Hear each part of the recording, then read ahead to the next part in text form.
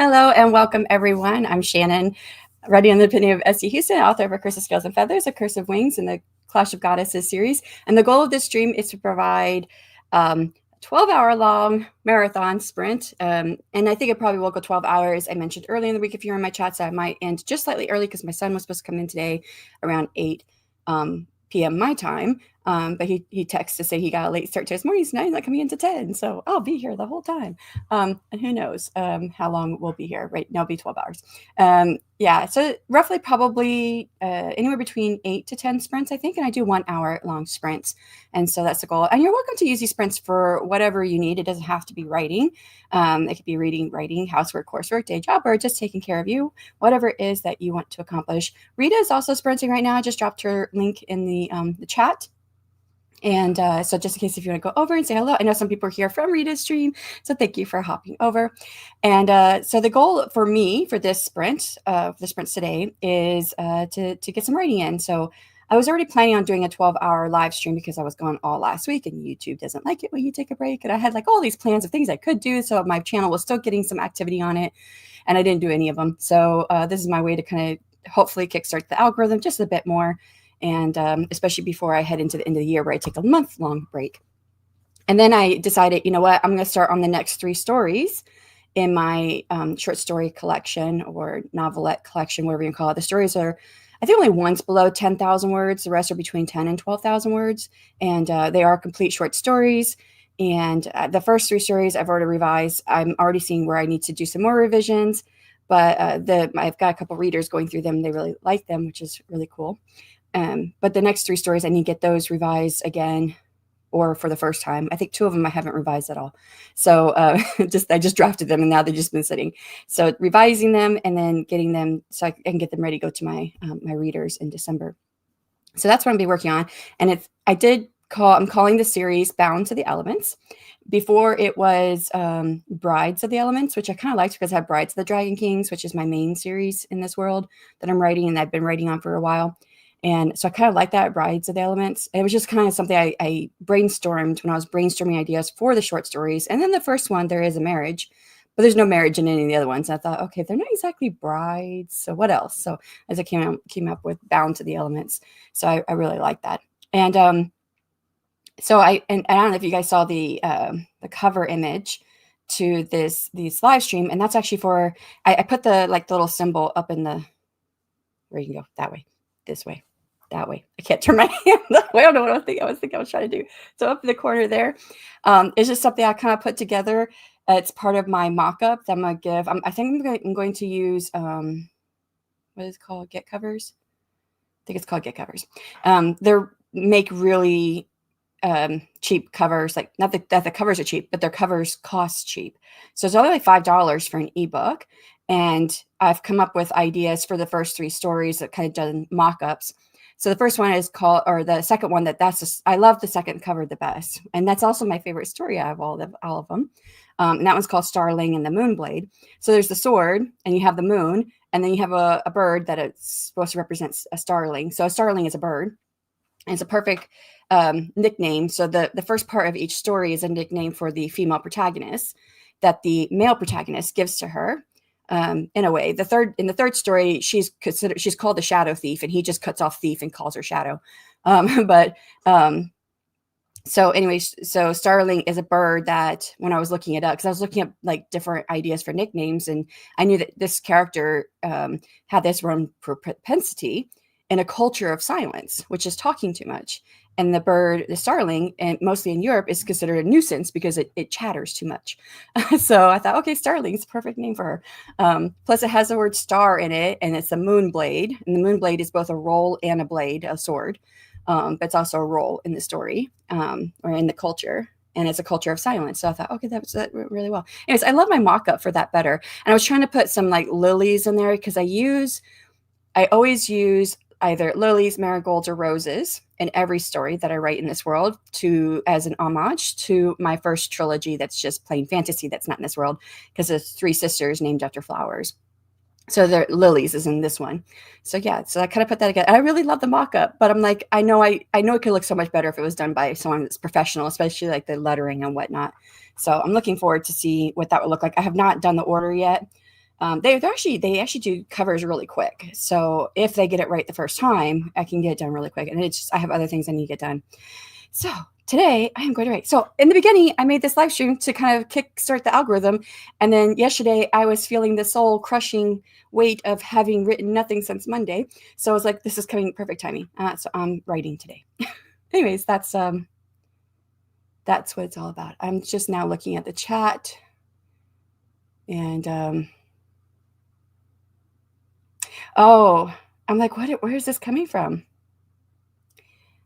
I'm seeing stuff in the chat that I don't see in the live stream, but I'm looking at the live. So StreamYard now has it where you can set up the stream to go for desktop and mobile version.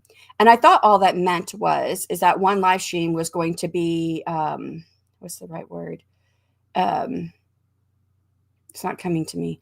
So that would make one live stream where it would work in both versions, whether on a cell phone or on a desktop computer, that the visuals would look nice. And I didn't know it until after I set it up that it actually creates 2 live streams. And so I'm like looking at some of these comments in the backyard stream. I'm like, what? I don't see this in the chat. And this is from the mobile. So someone found me on the mobile, and I'm hoping that is a good person. I'm gonna pop I'll pop it up here, but we'll see the comments to see if they are not a bot or whatever. But so Rita was first in. Poppy and say hi. Switch is liking what she's got her live stream going. And then Devin, good morning. Working on Kickstarter fulfillment. Oh, I did hear you. I was listening to Rita's live stream. I was always trying to get my coffee and then finish up my hair and stuff and everything. So all the stuff you do to go live, at least me. So I was hearing you say that you had the book spread out or something, and you're getting boxing or something like that. So I don't know. Maybe I'm making stuff up, but I'm working on Kickstarter fulfillment, mainly letters from the author from the God tier. Excuse me. I got my sword proof in yesterday and ordered the books this morning. Okay, maybe that's what you're talking about, is the ordering the books. All packaging materials have been moved to the living room. Okay, that's priority. I probably heard you saying ordering books and packaging materials, and I'm thinking that you spread out all the books and start packaging them up. So I was just putting, because I'm partially tone deaf. For anybody who's here who doesn't know me, I'm partially tone deaf. So if I'm not there close to the speaker, and usually if I'm not seeing the person as well, I have really hard times understanding what's being said. So that's why audiobooks don't really work well for me. But Martin, hello, afternoon. Have you already been writing today? I don't know. You usually do really well getting your words in every day. Hello, Eva. Happy Saturday. There is Rita's links. If you guys it's just one link. There is Rita's link in case you want to go over and say hello and hang out for anybody who's not there already. One good thing about this sub, Letters from Author, is that it forces me to organize my world building. That's a good note. Yes. I think that kind of works the same. What I found out from writing these short stories, novelettes, whatever you can call them, is that like the Moon Fae were the only culture I had really extensively built out the world for the Moon Fae, because each of my Fae have different cultures. And I did that before I even started writing in this world, like almost up to 2 years prior to me writing in the world. And then when I start writing in the world, in the Brides to the Dragon King series, the Moon Fae are already gone. They've been wiped out. So, and there were Summer Fae wars that happened for centuries beforehand. Before the curse has been going on for 1,000 years at the point that I started writing my world. So the Moon Fae have been gone for a while. And I thought, I developed this culture and I really love it, but I don't get to write in it because I don't get to write the culture because they're all gone. So all of my stories take place roughly the same time. They're not interconnected in any way. They're only connected by theme, really. So it's a human female with a fae from one of the elements, and there's 8 elements, so 8 books. And but in writing these, like I already had the Moon Fae kind of figured out, but I only had like pieces here and there. And I think like my Metal Fae, like I had barely anything on my Metal Fae, barely anything on my Air Fae. There was one, I can't remember which one it was. I had nothing at all written on them. Like they were just one of the Fae. I just knew that they were one of the elemental Fae.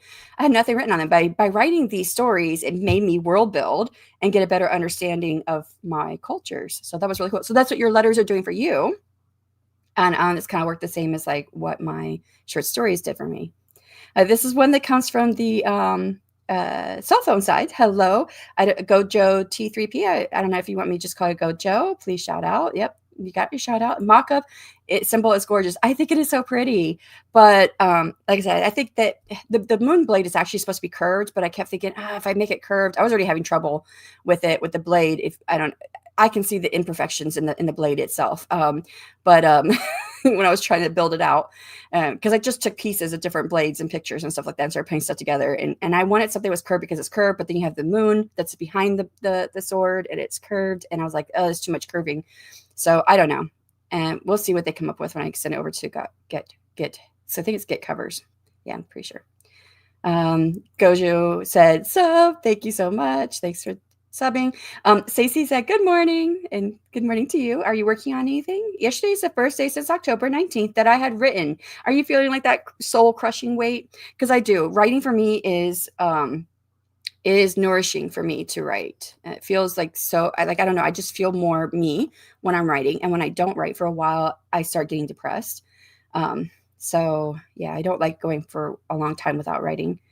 But I'm hoping to keep it up and get somewhere today. LOL. All of the books for Kickstarter are stacked in groups on my day. Okay, maybe I did hear something about the books then. Of course, I haven't been writing. I'm honoring my Saturday routine of I should write, but first I will just do this. Oh, Shannon is streaming. I can write now, but instead lunch. Well, get your lunch and then start writing. I'll be here for a while, so you can come back. LOL. Need to make my cheap cappuccino. I do have my coffee. I feel like I have like a hair, like a cat hair or something. I was holding my kitties because something fell from the wall. I have depth perception issues too, and I was trying to go through the hallway and it was dark because my husband was still sleeping, and I hit something and it fell off the wall, and then Thor turned into a fluff ball. So then I was holding Thor for a while. Now I got cat hair all over my shirt, but yeah. And now I feel like I got cat hair all over my nose. Okay.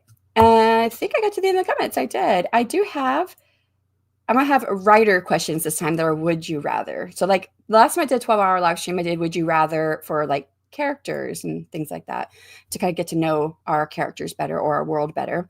And so this one is a writer question. Would you rather revise a manuscript that is overwritten? It's like truncated on here, so I can't see all of it. That's overwritten by 50,000 words or missing 50,000 words, I think is what I wrote. So would you rather revise a manuscript that's overwritten by 50,000 words or missing 50,000 words? Okay, so that is a question that you can answer while we are streaming. Yes, we're streaming while we are sprinting and while we are doing our writing or whatever it is that you need to work on. Let me add the is this the right button? I think that's the right button. So 1 hour long sprints, because y'all know I like 1 hour long sprints. And then I gotta find the right tab. All right. And we'll get started in 3, 2, 1. Good luck.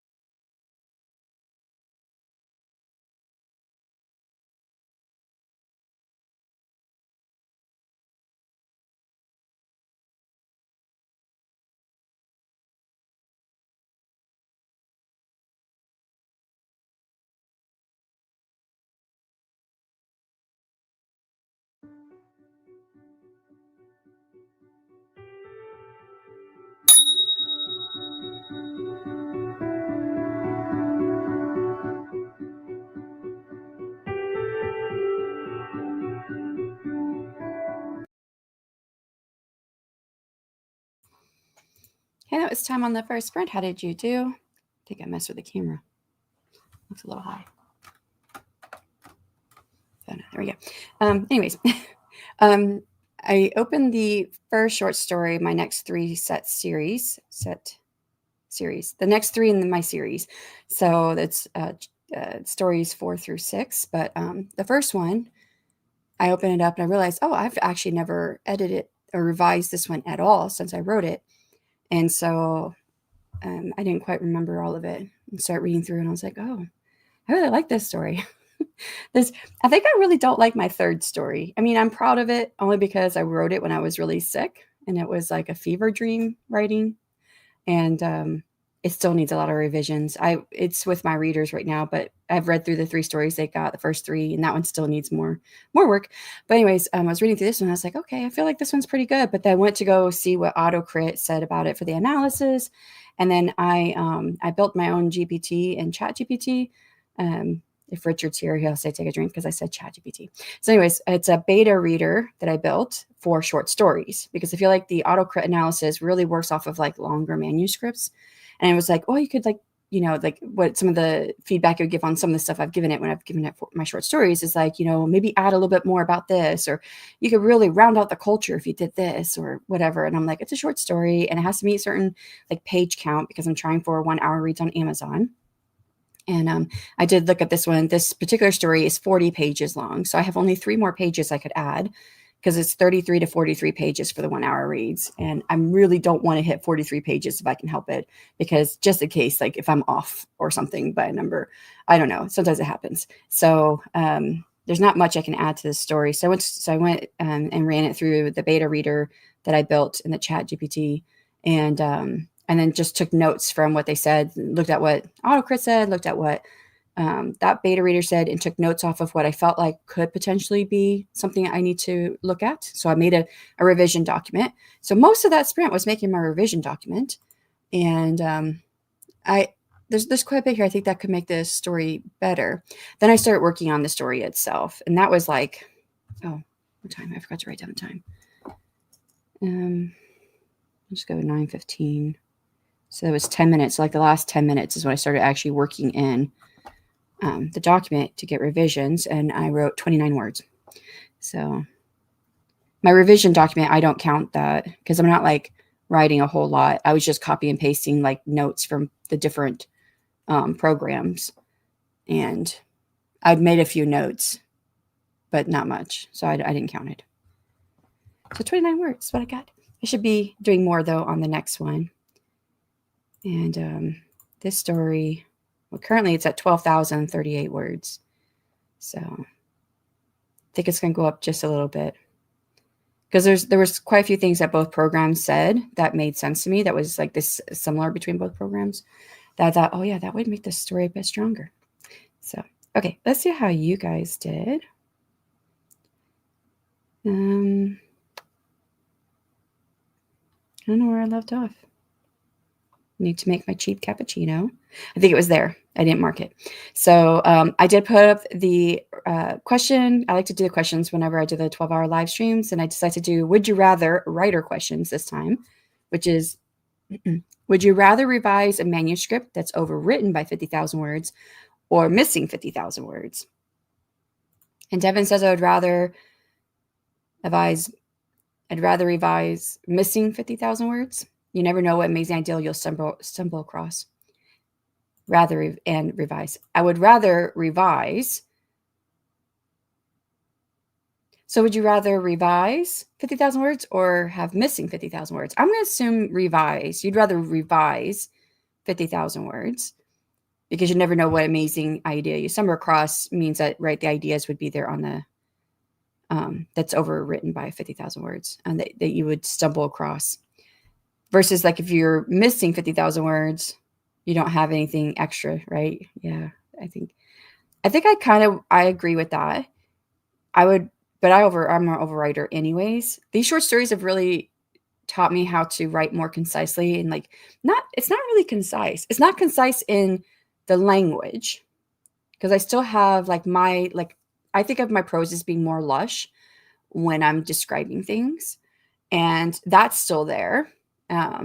but I'm able to move through the story faster.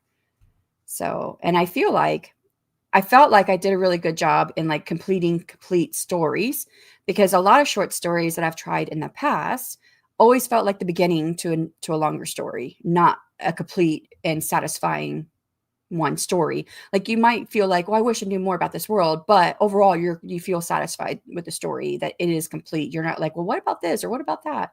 That kind of thing, right?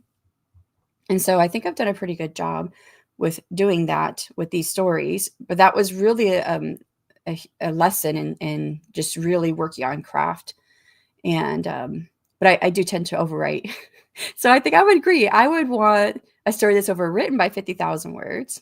And then I could pare it back from there. Yeah, I think that's what I would rather go with. And then Jocelyn came in. Good morning. How are you doing? We occasionally fat finger it, Devin. I know I do. See, I left the, oh, it is Gabriel. Gabriel. Instead of Gabriel. Left the M out of your name in the chat. And then Randy, hello. How's it going? Hi, all. Are you working on anything? And then Justin saying hi. And then Elsa, Shana, how are you doing? I'm good. I've tried to catch you a few times this week. Oh, this is a comment too that's in the on the cell phone side, on the mobile side. I think it's cell phone. Which is really weird. I looked at my YouTube page and I do have 2 different live streams going, is what it's showing to me. I don't know what it looks like from someone from the outside. It's just really weird how StreamYard's doing that. I mean, I love the idea. Okay, optimize was the word I was trying to find for those who were here at the beginning. I couldn't think of the word. I thought when StreamYard said, do you want to be able to stream this for both mobile and desktop, that was optimizing the one stream for both locations. And it looks like, it appears, it actually made 2 different live streams, but it's only one in StreamYard. I don't really get it. So I don't know if I'll keep it. I think I have that feature turned on for like the rest of the stuff that I scheduled once they started doing that. And I don't, that's not next week's streams, because next week's streams I did before the conference and they didn't have that feature. But the week after that is I set up after I got back from the conference, and that's when that feature hit StreamYard. So I don't know. We'll see what it does, because I'm not sure if I want 2 different live streams. That doesn't feel like it would be right. Like, I don't know if it's splitting the audience and it doesn't show as much for like it's splitting the audience between 2 different locations. And so YouTube is going to count it as 2 different live streams instead of combining them, but yet they're combined in the comments. So I'll see what it does when it renders. When it renders in YouTube, I'll see what it actually comes up with. But it's interesting. And then I might have to change things in the future. I will check back later in tonight. My tonight. I've got a few things to do. Happy sprinting. So yeah, it's probably like early afternoon for Elsa.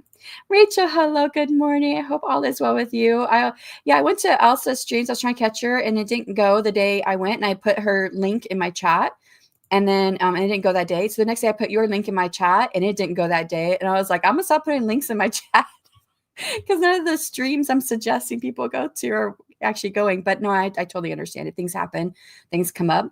And if you guys, if you follow Rachel, she just put a post up with what her future on YouTube looks like. So if you're interested in that, but yeah, it's nice to see you here. I hope all is going well, as well as can be. And then JL, hello everyone. How are you? It has been extremely difficult to get any editing time because of the dogs, but going to see what I can squeeze in. So how much longer is the foster puppy with you? Like, do you know like how long they stay with you? It's probably different for everyone, right? For every puppy or foster animal.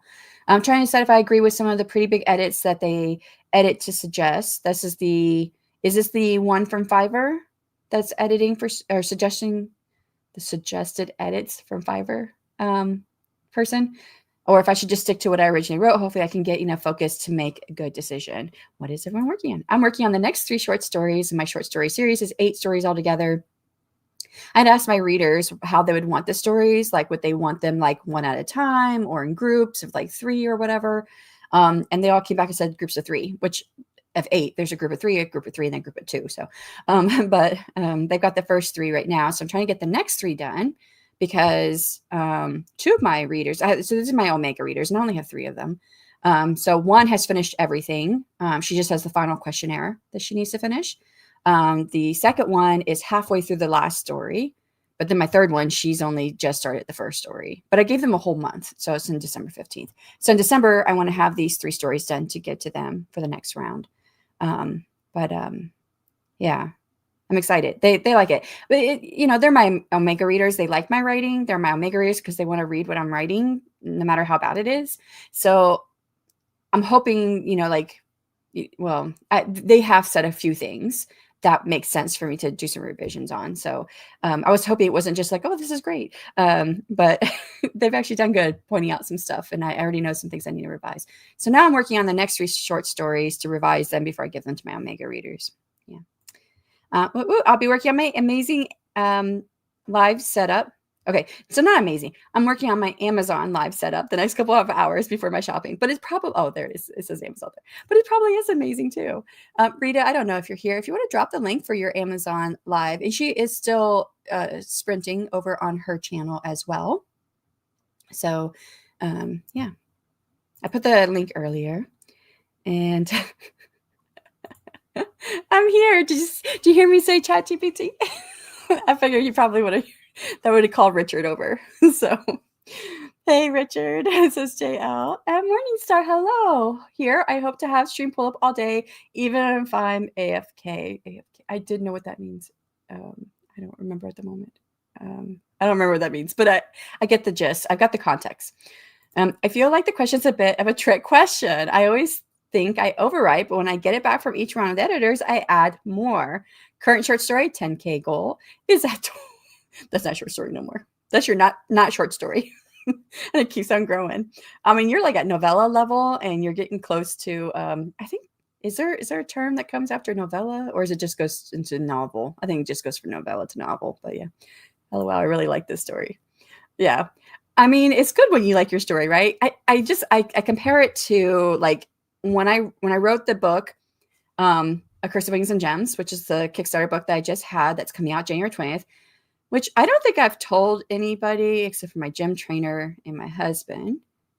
Did I say it? I don't feel like I said it in any of my streams earlier this week. But before I left the conference, that book won an award, which I was super excited about. And I shared it with my newsletter on the 4th of this month when I sent it out while I was at the conference. Then the weekend, coming back from the conference, I won a second award. It's a Literary Titan Award that I won on the book. So I've now won 2 awards on that book. But what I will tell you is when I was writing that book, and I still feel this, but I think it's because I'm still so close to the book as I'm prepping it for, launching and retailers and whatnot, that I really don't like the book. But I do. I like the story, but I didn't like my writing. But when I read the writing, it doesn't sound bad. I think it's just all these emotions I felt while I was writing it that was like, it was so hard to write it. So it's not like it's a bad book. It's not like it's a bad story. It's not like it's badly written. It was just really, really hard for me to write it. Like I felt like I couldn't get it on the page, what I felt was supposed to be there. I do feel I succeeded mostly. I'd say about 90%. Getting what I wanted that was in my mind and onto the page to get it to be what I wanted it to be. But it was so hard to get it there. And I worked on it and worked on it and worked on it. And even like my girlfriend from college, she was one of my editors. And oops, I hit a button. After she read it and she's like, hey, I would really think, maybe you could really change this part. Maybe that might help with what you're feeling and that could help the story. And I'm like thinking about what she was telling me. I was like, that would make it better.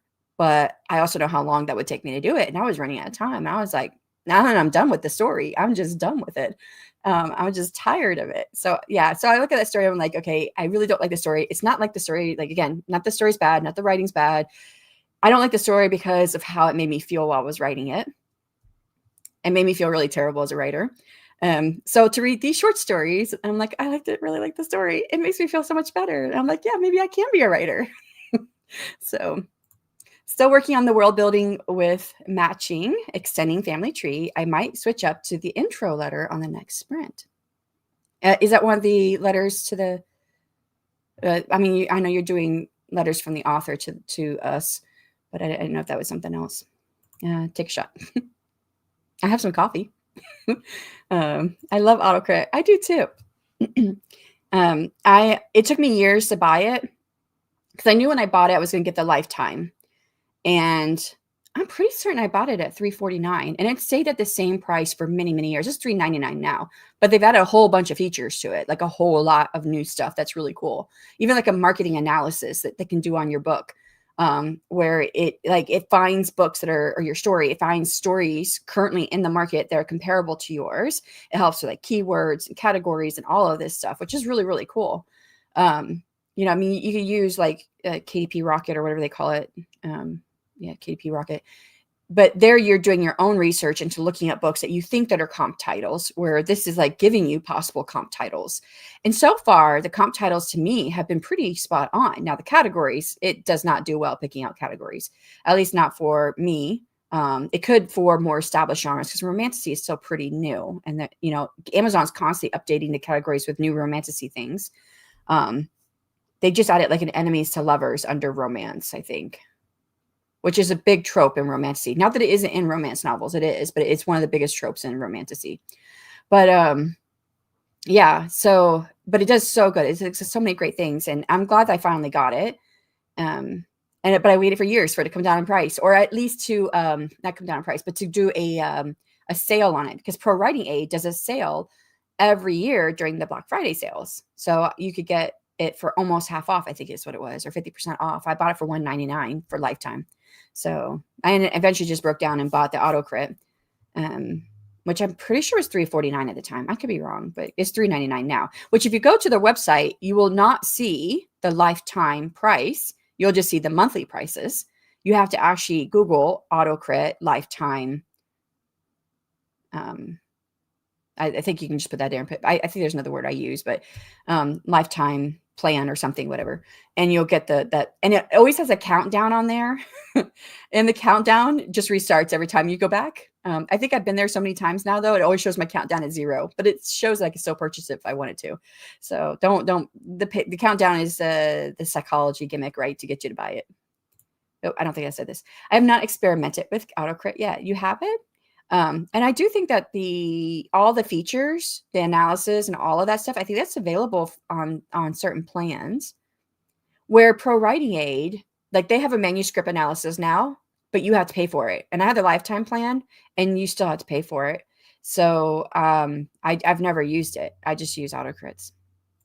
I did that, created my own beta and alpha readers and AutoCrit. Yeah, I tried to. And for some reason, because AutoCrit is set up, I think, for for long stories, it had a really hard time with my short stories. It kept giving me advice about how to expand the world or delve deeper into other things. And it doesn't seem to understand, like I told it I'm in third person limited on one character, just on one character or whatever. And it would say, well, if you delved into this character's motivations over here, and he could be thinking something like this. And I'm like, well, we're not in his point of view. So I can't be thinking that stuff. It'll have to come out in some other way. And there's no like back and forth that I can do with the reader. So I really liked it with ChatGPT, because I built it in there I actually built it in there with deep POV versus limited, because I don't think that AutoCrit understood deep POV. And so I did use some of the setup from AutoCrit to build the one I need, specifically for short stories, specifically for deep POV. And of course, it is a chat feature, right? So you can talk back and forth. And so if it says something that I'm like, but I'm not sure what that really would look like in a short story, or like, again, like sometimes it does do the same thing like AutoCrit does. Like, you can expand on his motivation. And I'm like, no, I can't, because we're not in his point of view. And so I could say that. I'm like, no, we're not in his point of view. And like, how else could that possibly come out if we're not in his point of view? I was like, I would say, maybe it could come out in like his actions or his reactions or something. So you can do that back and forth conversation, which I kind of like. Pacing. I don't know. I probably said something where this was needed, but I don't know where that came from. Okay, Rachel, answer the question. I would rather add 50,000 words as an overwriter. I have been doing the opposite on this series, and it's annoying. But adding these chapters is always fun. Yes, and yes. I could see that, because I do prefer drafting over revising. But if you're overwriting, you're drafting or you're revising, and you're cutting out a lot of words, which I tend to be an overwriter. So I'm always having to cut a lot. So adding new chapters, drafting could be more fun, but it is annoying when you realize you're missing stuff. I have a novella that I started.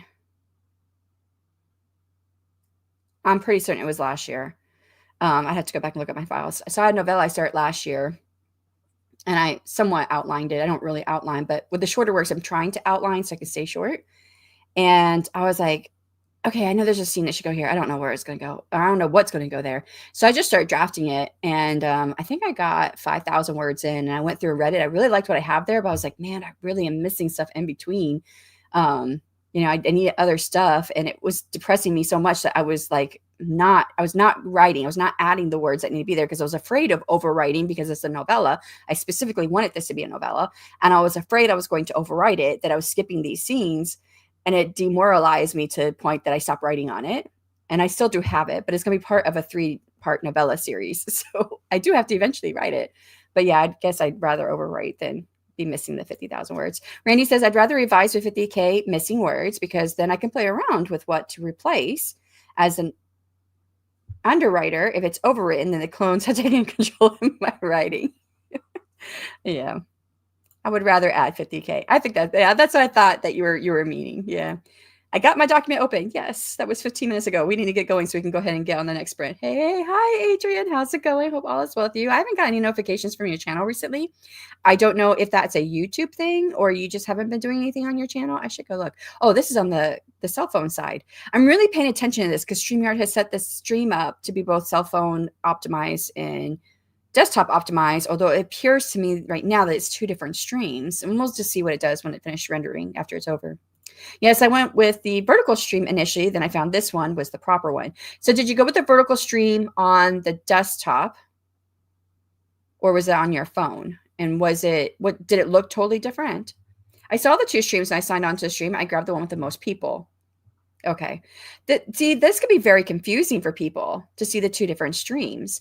So yeah, I think I might have to go change those. And thank you, Shannon. Yeah, no problem. Easy Fall Fashion. There's the Amazon Live, the amazing Amazon Live with Rita. And if you buy something, you will be stalked by Rita on Amazon. I always think that's so funny because I bought a couple things from her Amazon Lives. And shortly after, I buy lots of things on Amazon. So I went to go buy something, and it gives you the thank you page when you buy something, right, from Amazon. And it had off to the right, I sent her a screenshot of it, was her Amazon Live with her photo, her face. And I was like, what is she doing on my thank you page? And it's happened more than once. So it's very interesting. Away from the keyboard. AFK. Thank you. Because she said away from the keyboard. I'm like, I don't know. What's this for? Okay. That's right. Because I didn't remember what AFK was, away from the keyboard. And woohoo on the award. Thank you. Congrats. Thank you. Thank you so much, guys. Hello, everyone, says Adrian. Happy productivity. I think that maybe what I'm going through, I had 3 betas and an editor tell me it's good. They can't wait to continue the story, but maybe I'm too much of a perfectionist. Yeah, maybe. Yeah, feeling the same thing, right, with the story like I was. Jumping off to take the dogs to the park and hopefully burn off some energy. Definitely challenging with 2 dogs under 1-year-old, but at least it's a nice day for a walk in the park. Nice. Happy spring, everyone. I'll be back later to get some actual work done and hopefully figure out what you want to do with those edits. I'm still on the fence about buying AutoCrit. I like it in theory, but the idea of dropping $400 makes me hesitate. I know it did for me too, like 4 years. I think it was like 3 or 4 years I hesitated. I was like, please come down or give me a deal of some type. And it never did. And I'm pretty certain I bought it for $349. I have to go back and look at my receipts and it's gone up. And, but they have all those new features, which I didn't have to pay more for if that's the case. Adega, hello. Good morning to you. I hope that you're feeling well and that you're able to get some stuff done today. Adrian says, it's the first time I'm hearing about AutoCrit. Not familiar with it, but we'll look into it. Oh, yeah, AutoCrit's really good. I think not this last AWC, but the one before. They did an after hours special, or was it this last one? Gosh, things are running together. I don't remember which I think it was the one before. I think it was the AWC of 2024. They did an after hours special walkthrough of the platform. So if you go to that playlist, you should be able to find it and see the walkthrough. But of course, I would even do that, to be honest. It's on their channel. They have a channel. AutoCrit has a channel. Go to what they recently have because they've put some new videos up to show the walkthrough, the beta analysis and the alpha analysis. There's alpha and beta reader analysis. There's other new things that they've added too. They've done a lot one time. So, no, that's interesting. I ignore AutoCrit when it's stupid. I use it to check for duplicate words and passive and past passive. And so I prefer Pro Writing Aid for checking like those things for me, more on the line level, word level, and I use the analysis on AutoCrit. But I do have both, so I can choose to go back and forth. I'm pretty sure autocorrect would be fine with some of those other things. I think I just don't, the reports and stuff that they do is not as easy to interact with as it is on Pro Writing Aid. For a while, I used autocorrect speech to text, but I found ChatGPT is more accurate. Wait, ChatGPT has speech to text? I know I can hit the button and like talk into it, but it's not as good as my program, which my program is not that good. I use speechtexter.com. It picks up it might be accents and stuff like that too. Now, I've been fairly inactive lately, spending most of my time traveling to food banks, trying to keep my kids fed. We lost our food stamps this month and they cut hours at work. Oh no, I'm so sorry to hear, Adrian. I will keep you guys in my prayers. Yeah, I know that that's affected a lot of people. So, okay. Well, I'm glad I haven't like missed you because YouTube made me miss you. Yeah, I hope that things will turn around here soon for you guys and for your family. Let us know if there's anything we can do to help out. It was on desktop and it just looked vertical, which seems incorrect. Okay, that is weird. I think I'm going to change, I think. Again, I'm going to wait until it renders and see what it does. If it renders it as 2 separate videos, 2 separate live streams, I'm going to get rid of it. Because I don't want the same live stream be 2 different live streams on YouTube. And I don't even know how YouTube will deal with that because it doesn't like duplicate content. So I've had no time for anything that isn't hustling to make money or find free food. I totally understand that. I'm trying to get back to marketing my books more in an effort to make more money, but it's tough. Adrian, if you're still here, please feel free to drop the links to your book and your newsletter so we can help you out. You're not still here. It says you got to run. Happy writing, y'all. I've got to run. Food bank opens up in 20 minutes. Wish me luck. Good luck, Adrian. Do you have a place we can give you money? Is it on your YouTube? We all have hard times. If you have a way to donate, I'd be looking for some way I can help, somewhere I can help. If anyone is there that knows how to get to Adrian's channel and find links for his book, please feel free to drop links to his book. I mean, I've got the hardback. Actually, I think I've got both the ebook and the paperback of his book already. But if there's anything that you see that could also help out, if he's got a GoFundMe or a Ko-fi or something, let us know. I pay for ChatGPT and it's great. Yeah, I pay for it too. I've used it more through the conference than anything else because this year was amazing. I mean that quite in the opposite respect. And that so many people I had to chase down and I'm like, hello, you've known deadlines since back in March, but you can't say that in email. You gotta be nice.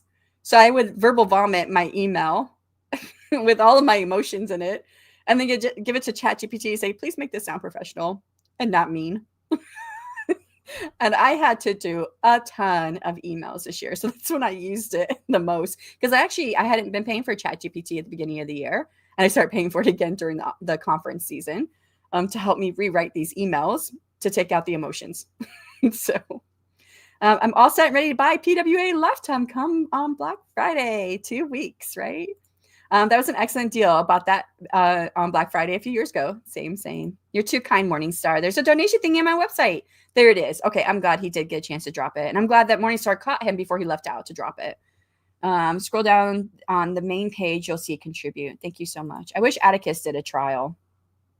Oh, yeah. I don't think it does. And it's gone up in price. And now it's monthly. I bought it back when it was – wait, no. I'm thinking the wrong thing.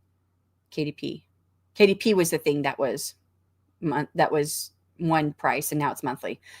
Made by the same people. I was switching it up. Yeah, Atticus. That'd be kind of hard for it to do a trial, I think. Maybe. I don't know. I ask it everything from what is the world news to everything. Yeah, I have seen that. I follow Matt Wolf, but I haven't kept up with his videos as much as I should lately.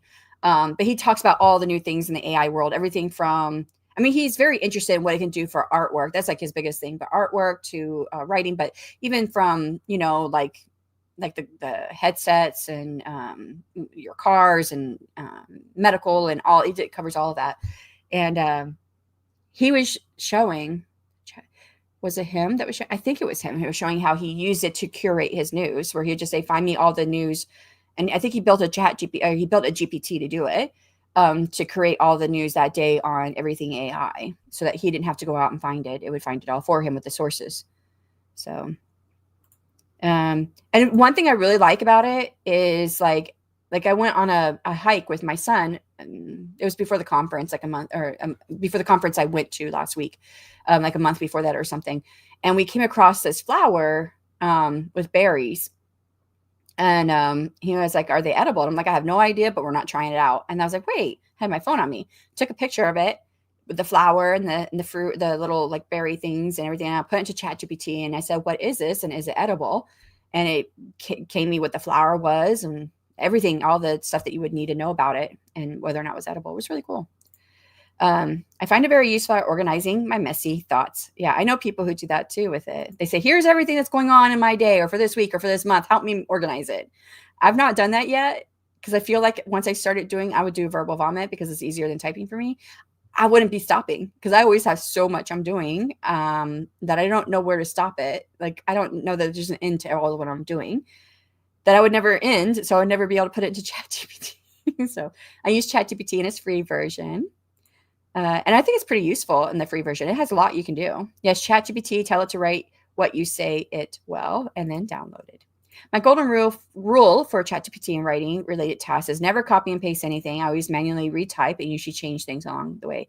Yeah, I mean, when it would rewrite the emails for me, I didn't always just take what it had there because it does like to do weird, like it likes to add emojis to everything. I guess you could tell it not to do emojis in an email, but it likes to do emojis and like all this other stuff. And so I always end up changing it. And then I do try to change like the sentences to be my voice, but not change it so much that I add my emotion back in. So I'm very aware of how I'm writing those. There's Adrian's website. Thank you so much, Rachel. I appreciate that. So let me go to the YouTube side. I'm on Rita's stream here. Let me find my stream. We need that one. Books by Adrian. Let's pin this one. There we go. It's pinned. Oh, I look funny. I don't want to look at myself on screen. Change to a different screen. Let's go back to Rita's. There we go. It's also fun to use ChatGPT to write really salty, sarcastic emails that you never actually sent. I haven't tried that, but that does sound like fun. That could be cathartic. I'm behind. Oops, thanks, YouTube, right? You guys are amazing. I wasn't fishing for money. Just explain why I haven't been on YouTube. But good folks are gonna good folk when good folks are needed. So I'm thankful for you, good folks. That feels like a tongue twister to say, but I mean that's I love about us all being here in community for sure. My card was charged. It said it went through, so I hope it helps. Good luck, Adrian. By the way, Publisher Rocket usually does a Black Friday thingy with affiliate links in case anyone was curious. Okay. That would be probably, I think they're the ones, right? Yeah, they're Publisher Rocket. Yeah, that used to be KDP Rocket. I have like the icon for Publisher Rocket in my, the bar at the bottom of my screen. I forget that's called something. And when I hover over it, it says KDP Rocket, but I know it was renamed to something else and I never can remember what it is. So it's Publisher Rocket. That used to be a one-time fee, which I paid for. And I remember thinking when it was new, it was like under $100. I was like, I don't know if I want this thing. I was just getting started. And then it went up, and I think I bought it for like $139, $29, somewhere in there, that range. It was over 100 by the time I bought it. And now it's a monthly fee. So I'm so glad I did get it when it was just the one-time fee. And he has said that those who bought it for the one-time fee, we're not going to be charged monthly, and we'll still get all the updates, which is really cool. I think I paid over $600 for AutoCrit Live. Still think that was a deal. So knowing they have a Black Friday sale is pure gold. I wish I knew. No, I don't think AutoCrit had a Black Friday sale. I specifically looked for a Black Friday sale every year for AutoCrit, and it always stayed the same. And again, I'm pretty sure it was $349 when I got it. And it had never changed in like 3-4 years. It had remained exactly the same all throughout the year and through the Black Friday sales, where I finally said, okay, fine. I want this thing and I want it. And so I went and got it. I think that's when I made my decision, was last year after I saw their walkthrough and everything they had on the platform during the AuthorTube writing conference. And then I just got it. You can get folders in the free version now. Oh, you can. You know, that was one of the reasons why I kind of liked having the paid version, because I have everything split up into folders.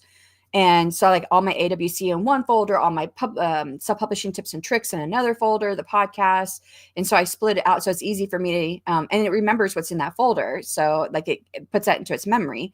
So, you know, I don't have to like try to say, okay, here's all the information again.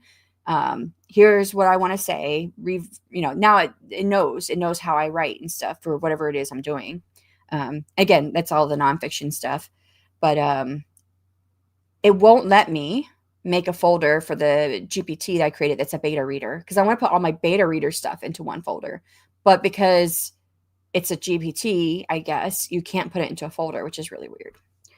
But I found a time I hadn't had to police ChatGPT. It still lies and makes things up. It hates me to tell it that. Yeah, it does. I tend to, ask for the sources. If it's like news or whatever, I'll say, okay, tell me the sources. And then I'll say, what I found really works well too? I'll say, can you recheck that? And say, oh, okay, yeah, I did say the wrong thing or whatever. This is what it actually means or whatever. I'm also oftentimes asking, what does this mean? Things like that. And that's when it like tends to make up stuff. I'm like, are you sure that's what it means? Can you recheck that? I just got the alert. Thank you so much for the donation. And the worst is when it uses my real name. I hate that. Oh no. I don't think it could tell with me. Like it will sign my emails, and I never use the signing at the bottom that it does. Because it'll be like with best wishes or whatever it says. And I always just have my own thing that I like to say, but it still likes to put my name in there. And sometimes it does Shanon, sometimes it does SC Houston. So it's like I don't think it could determine what my name is. Need to head out for a few to go pick up Monster from Scouts, and we're working at a food bank this morning. All right, thank you so much for being here, Stacy. I'm sorry I'm taking so long. We do need to get going. I'm so happy to be able to help. I had it in my heart to give that much. You are welcome, but you're welcome. But honestly, it makes me happy to help. Yeah, I love that. Atticus is still 147. See, I think I bought it for less than 147. I think it was like 129 or something like that, 119 or 139. It probably was at 139 if it's 147 because I know it went up after I bought it. Wait, but you said it's still 147? Are you sure? Because he said he was going to make it Atticus. Nope, I'm thinking about KDP. Never mind. I keep getting mixed up. Let me go on. I think the only deal AutoCrit has lifetime as opposed to the subscription. Right. The deal is the fact that it has a lifetime deal versus the subscription deal. It's a great deal for AutoCrit. I got mine in 2020. Yeah, nice. I wonder how much it was back then. I don't know if you remember. Though for me, I actually would have paid 176 when converted, as it charges me 20% VAT here in the UK. Yay. Sorry, 130 pounds. ChatGPT is a people pleaser. I had something come up on it this past week where it said which personality you want ChatGPT to be, and it had the one that was like a people pleaser. It had all these different personalities, and I was like, I don't really know, so I just clicked out of it. So at least it apologizes. Emergency. I have to head to my mother's. Dad's has Alzheimer's having episode. Okay, thank you so much for being here, Morningstar. And I hope that everything turns out with your dad. I'm sorry to hear that. And oh no, says Richard, made it to the end. Let's go ahead and get into another sprint, guys. I'm so sorry for taking so long. I talk too much. Wrong button, right button. All right, for anyone who has to leave out, thank you so much for coming. For everyone else, another hour. I'll have a new question up too. Writer question. 3, 2, 1. Good luck.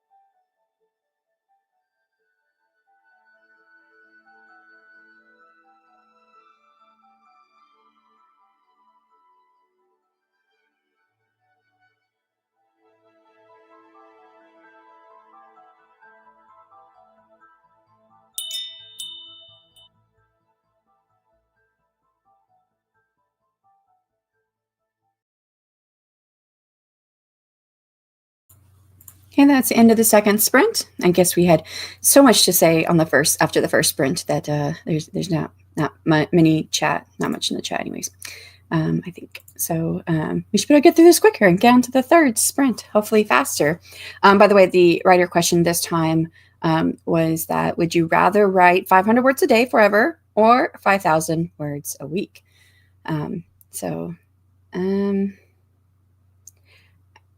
If we do 500 a day, 7,500. So I'm looking purely just number wise. If you did every day and you forever had to do that, 7,500 words a day versus the 5,000. So it's more, but then Loki, stop. You wanted to be in here. Now you're yelling to get out. Give me a second. But anyways, yeah, so I think I'd go with that because I wouldn't mind writing every day. I'm just not able to write every day because of how my brain works and things that I do. So that's the one I would probably choose. All right, so what did I do? Yeah, I went and got another cup of coffee because I finished my first. I'm on my second cup. And that's when Loki followed me back in here. He was just fine until right before the timer went off. Then he decided he wanted to be out. And then I got into my draft and I added 219 words in revision. There's Loki. Let me say hi.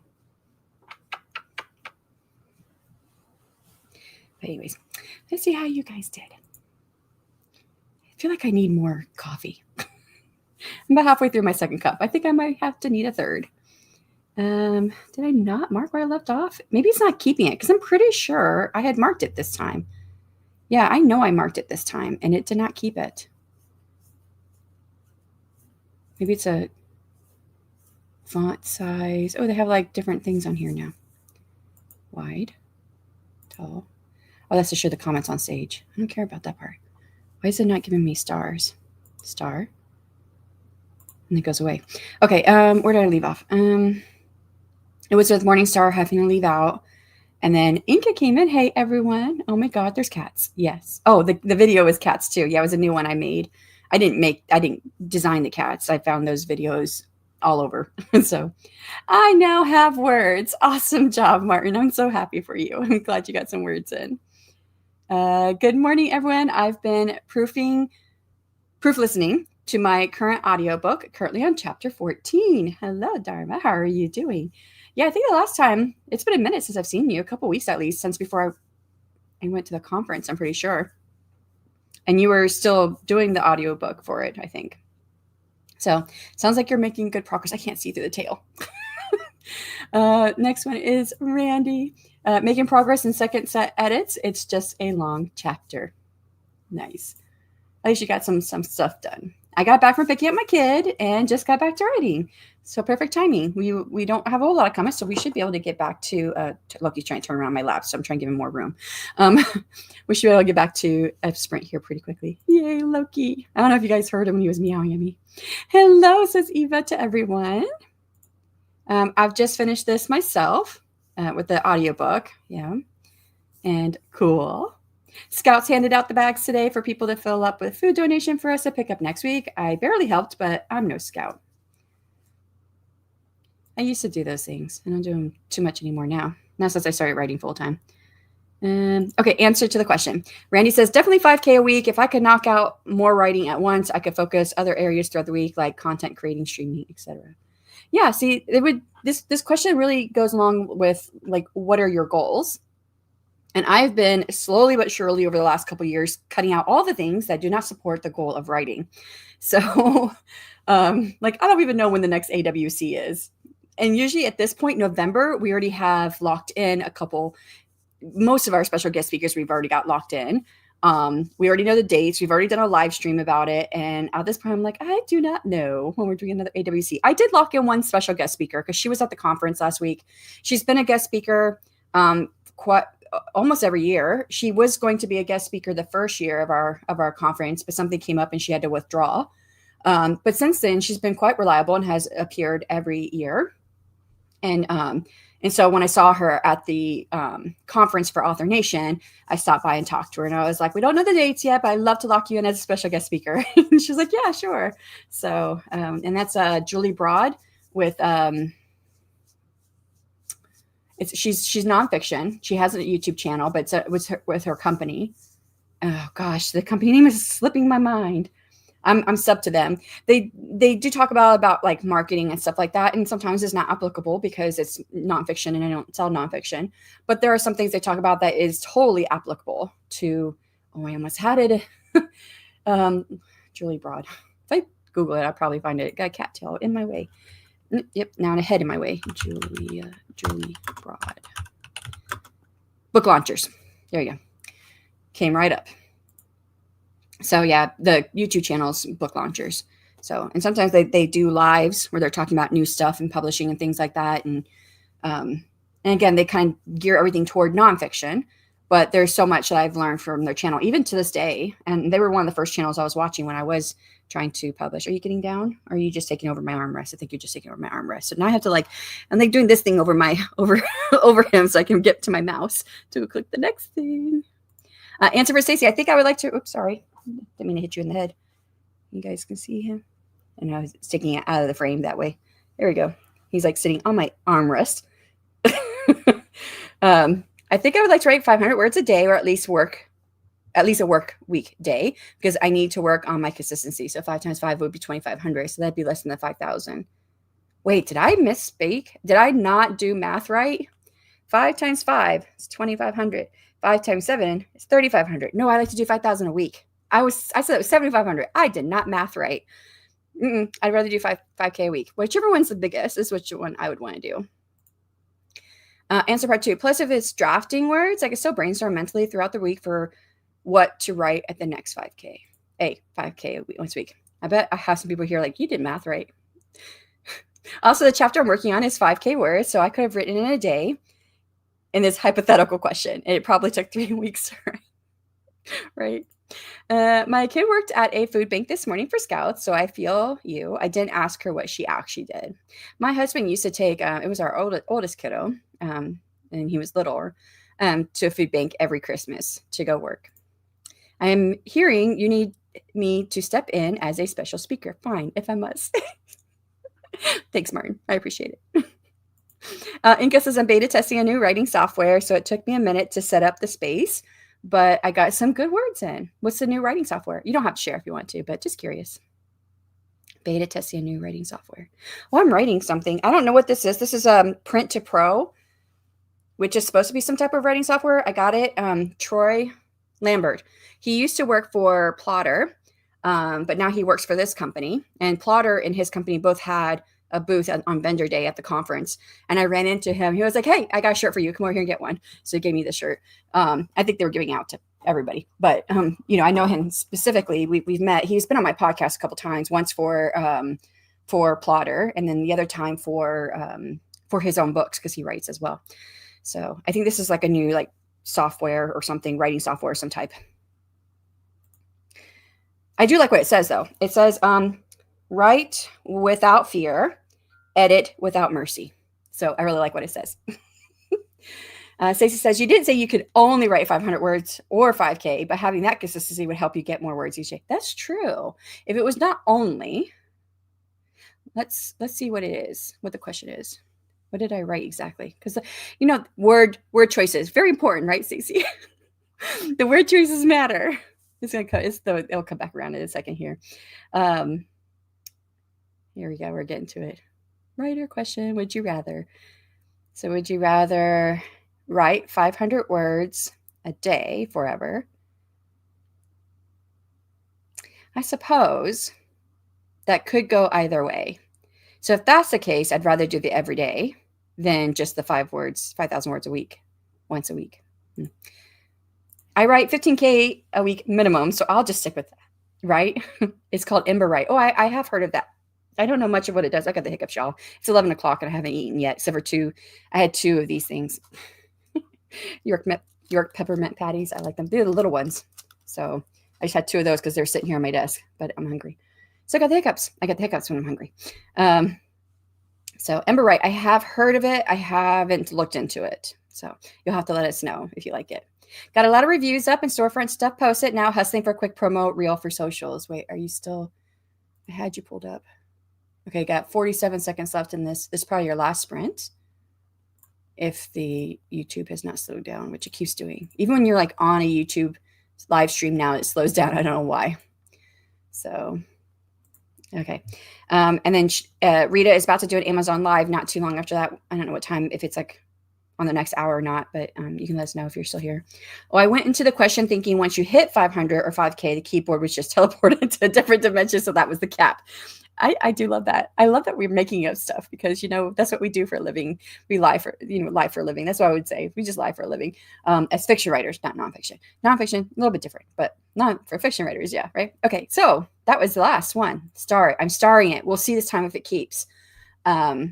We do have another question. This one is, it's truncated on here, so I can't see the end of it. But another would you rather for writer questions. Would you rather have a perfect writing day with no distractions or a messy day and then it's truncated? So we'll have to see what it says on the screen. So would you rather have a perfect writing day with no distractions or a messy day that produces a brilliant plot twist? Okay, so we'll answer that when we come back from this sprint. Let me get this up here. If anyone has to leave out, thank you so much for coming. For everyone else, we'll get going on the next sprint. 1 hour on the clock. In 3, 2, 1, good luck.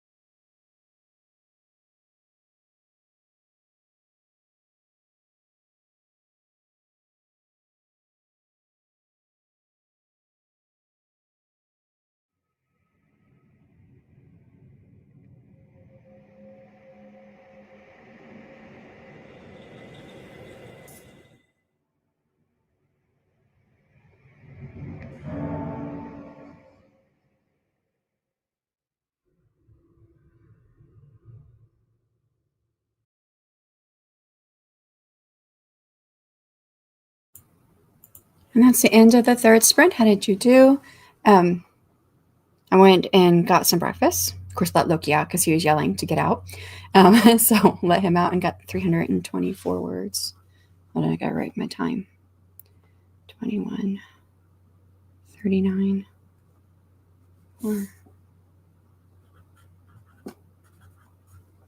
324 words.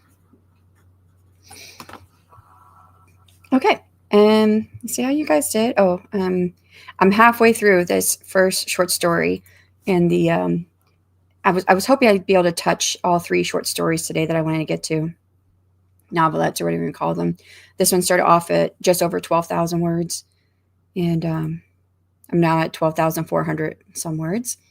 But I'm looking at this. I'm trying to meet the 1 hour reads on Amazon, and they go by page count. So I'm looking at the different chapters and where I can add more based off of what it looks like in the print format, because it goes by the page count of your print format. So I do have a little bit of room that I can add a little bit here and there, which is touching on the revision notes that I wrote for myself for this one story. So I don't know. I don't want to spend the whole day on this one story. I really like this story though. But I'm about halfway through. It's 26 pages long. I'm on page 13. So halfway through. The question for this one was, would you rather have a perfect writing day with no distractions or a messy day that produces a brilliant plot twist? And I think the answer for me is I would rather have a perfect writing day with no distractions, because if I have no distractions, well, I can figure out the brilliant plot twist for myself. I think, I don't know if it like precludes it, just because that's the other half of the question. But yeah, I do better if I have no distractions, because I can get like hyper focused into what I'm doing if I don't have any distractions. And I think some of my best writing comes out of that. All right, let's check in with you guys. Let's see. Did my star stay? It stayed. So maybe it did not hit the star before. Maybe I thought I did. So I left off here with, this was from the last question about 500 words a day or 5,000 in a week. And just saying that I went into the question thinking once you hit 500 or 5K, the keyboard was just teleporting to a different dimension, so you couldn't add anymore. Answer 3 from Stacy. I think I would prefer no distractions, because most days you do not need to put a twist into the story. That's true as well. You don't always need a twist. Granted, I do want distractions occasionally. They can be helpful. Angela stopped in, flying by, smushed the thumb. Thank you so much. I appreciate that. Oh, Morningstar's back. Hello, welcome back. Mom and Dad and Mom are doing better. Probably do a lunch date with the husband soon. Sounds good. My husband's actually cooking a ham today because he's got to get together with his hasher group. I've talked about the hashing here a little bit, but just in case you guys don't know what it is, it's not anything negative. It's they're a group that put together from not from the military, like they're from the military, but it's not military ordained or anything like that. But basically, they run and drink. But then they also do things together, like Friends Thanksgiving, whatnot. So today they're having their celebration. He's doing the ham, so he's cooking that right now, and he's going to be leaving out here soon. Oh, I also did call my son, because my oldest son is coming in today, and he's driving. And so I did check on him at the beginning of that last sprint to see how he was doing and how far he was. So he's got, like, when I talked to him, he had roughly 9.5 hours left of driving, because he's in Virginia. And I'm in the panhandle of Florida, like right underneath Alabama. So, yeah. Answer 3. I don't have very many perfect writing days. They're mostly chaos. I'm going with plot twists. Nice. I am back from the store. The mower blades need to be replaced. Yeah, it felt like my mower blades had to be replaced like all the time when I was in charge of doing it. Where we lived before we came here, and my husband was still in the military, we had a couple acres of land, and it was mostly just all grass. So I had to replace it like almost every summer. Felt like it was like every summer. Hit the wrong button. See, this depth perception issues ever since StreamYard put this little like arrow button on the side of the comments, I end up hiding the panel instead of clicking on a comment. I have the printing layout finished, and now I'm ready to go back to the 4 letters of the author. I don't know what that was. Into 4 letters for the author. I wanted to say interior, but I was like, that doesn't sound right. Perfect writing day for me, that will usually include a plot twist. That's what I was saying. Yeah, I'd probably figure out a good plot twist if I had a perfect writing day. So yep. Okay, I got to the end of the comments. Nice. Let's do the next question up there. Writer question. Oh, this one's all there. Would you rather write with a pen and paper only, or dictate all your drafts? This one's an easy one for me. Very, very easy. But intro. let's see, go back to that. I have the printing layout finished, and I'm really going back to the intro for the letters or author. Okay, gotcha. Okay, I was making up interior for some reason, and then I went with into. But yeah, intro does sound like it fits better. So, all right, let's get set up for the next sprint. Find the right button. If you have to leave out, thank you so much for coming. And then for everyone else, we'll get started on the next sprint in 3, 2, 1, and go back.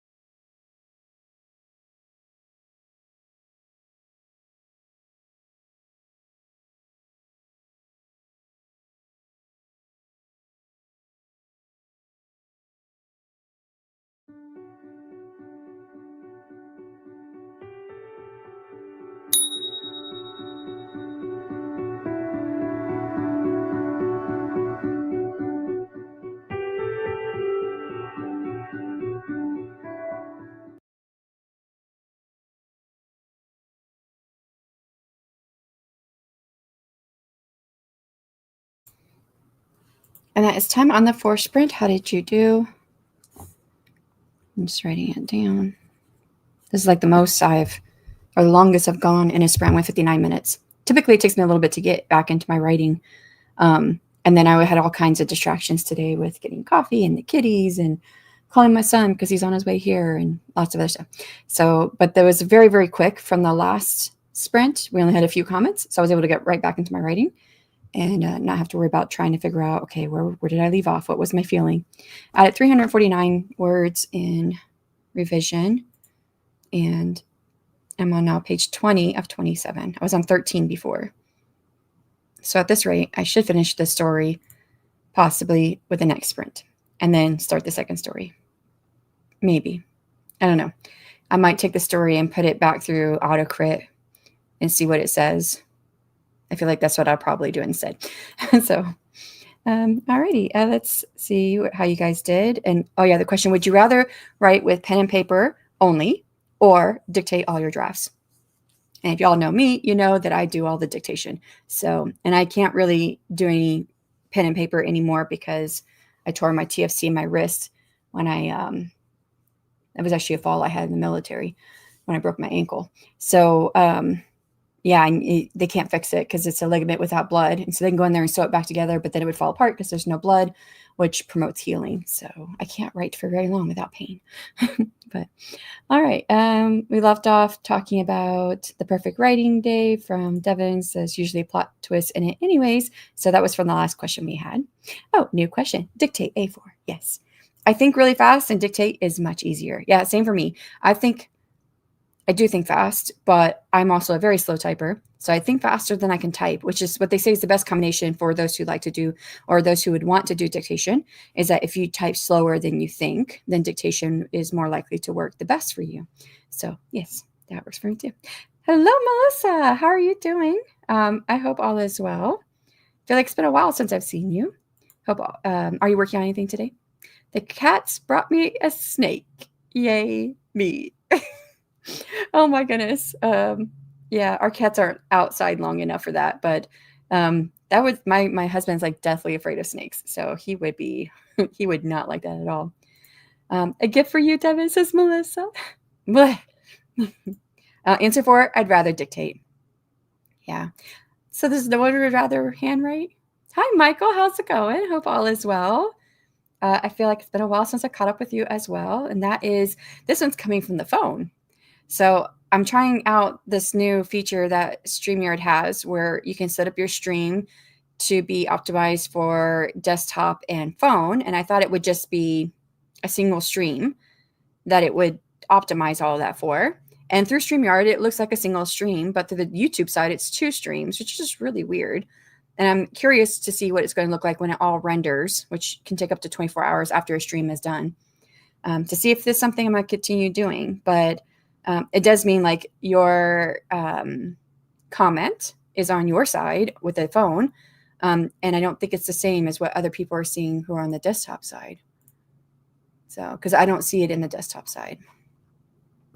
Yeah, it's interesting. It's very, very interesting. I got about 100 words, getting distracted. Yeah, that was me for most of my morning. So 4,215 words today now to edit them. That's a lot of words, Martin. So awesome job. I don't have that many. I don't know what I've got. Let's see, 349. 349 is the most I've written so far. Of course, I'm just revising, so I'm not drafting anything. And so it's much fewer words, many fewer words. Well, I don't know what proper English is in this case. It's only 698 words so far I've added for the day.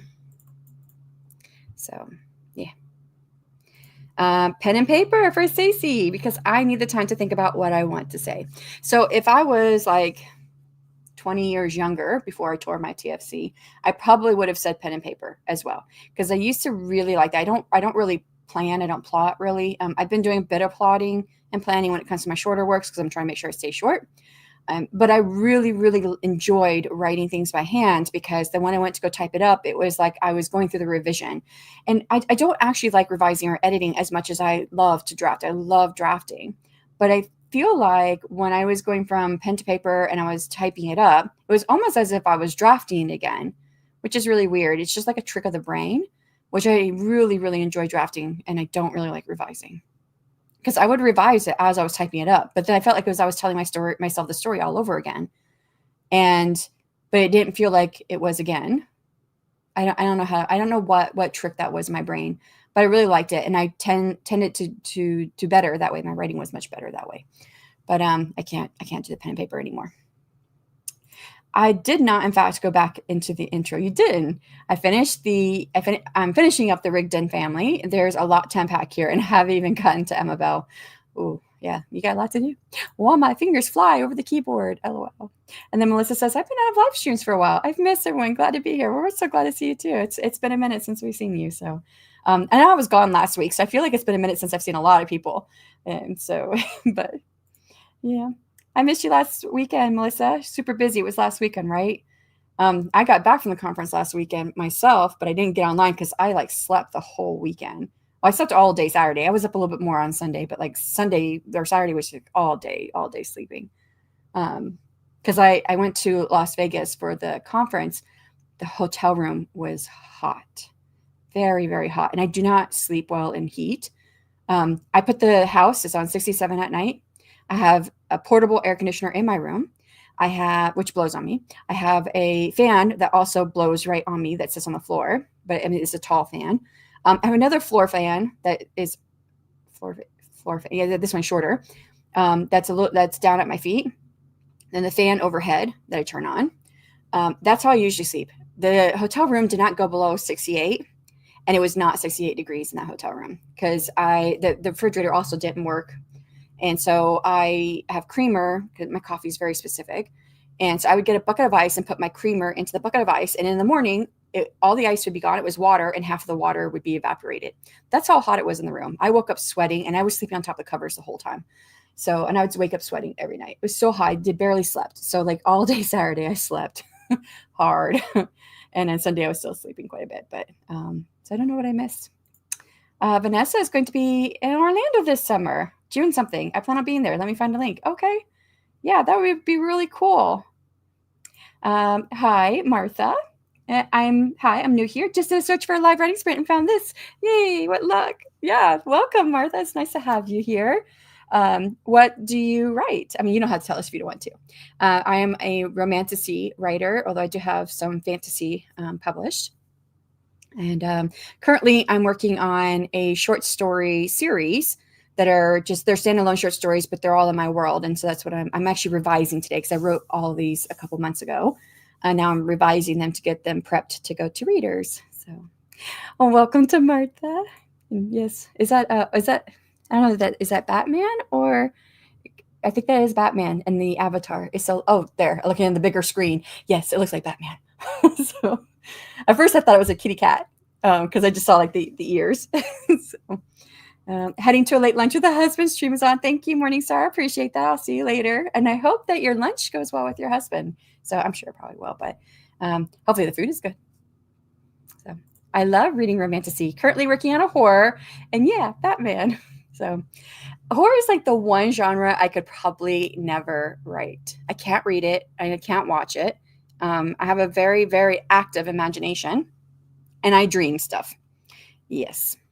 I'm trying to remember the last thing I dreamed. It wasn't too long ago. I don't remember what it was. It's probably good that I don't remember it. I mean, the last thing I dreamed that was horror, and it was something. All it was talking about horror ideas with somebody, and I dreamed it that night. So the last time that I can actually remember reading something that was horror was a friend of mine. He published his debut, and it was about two serial killers who targeted each other, and while they were killing each other, they fell in love with each other.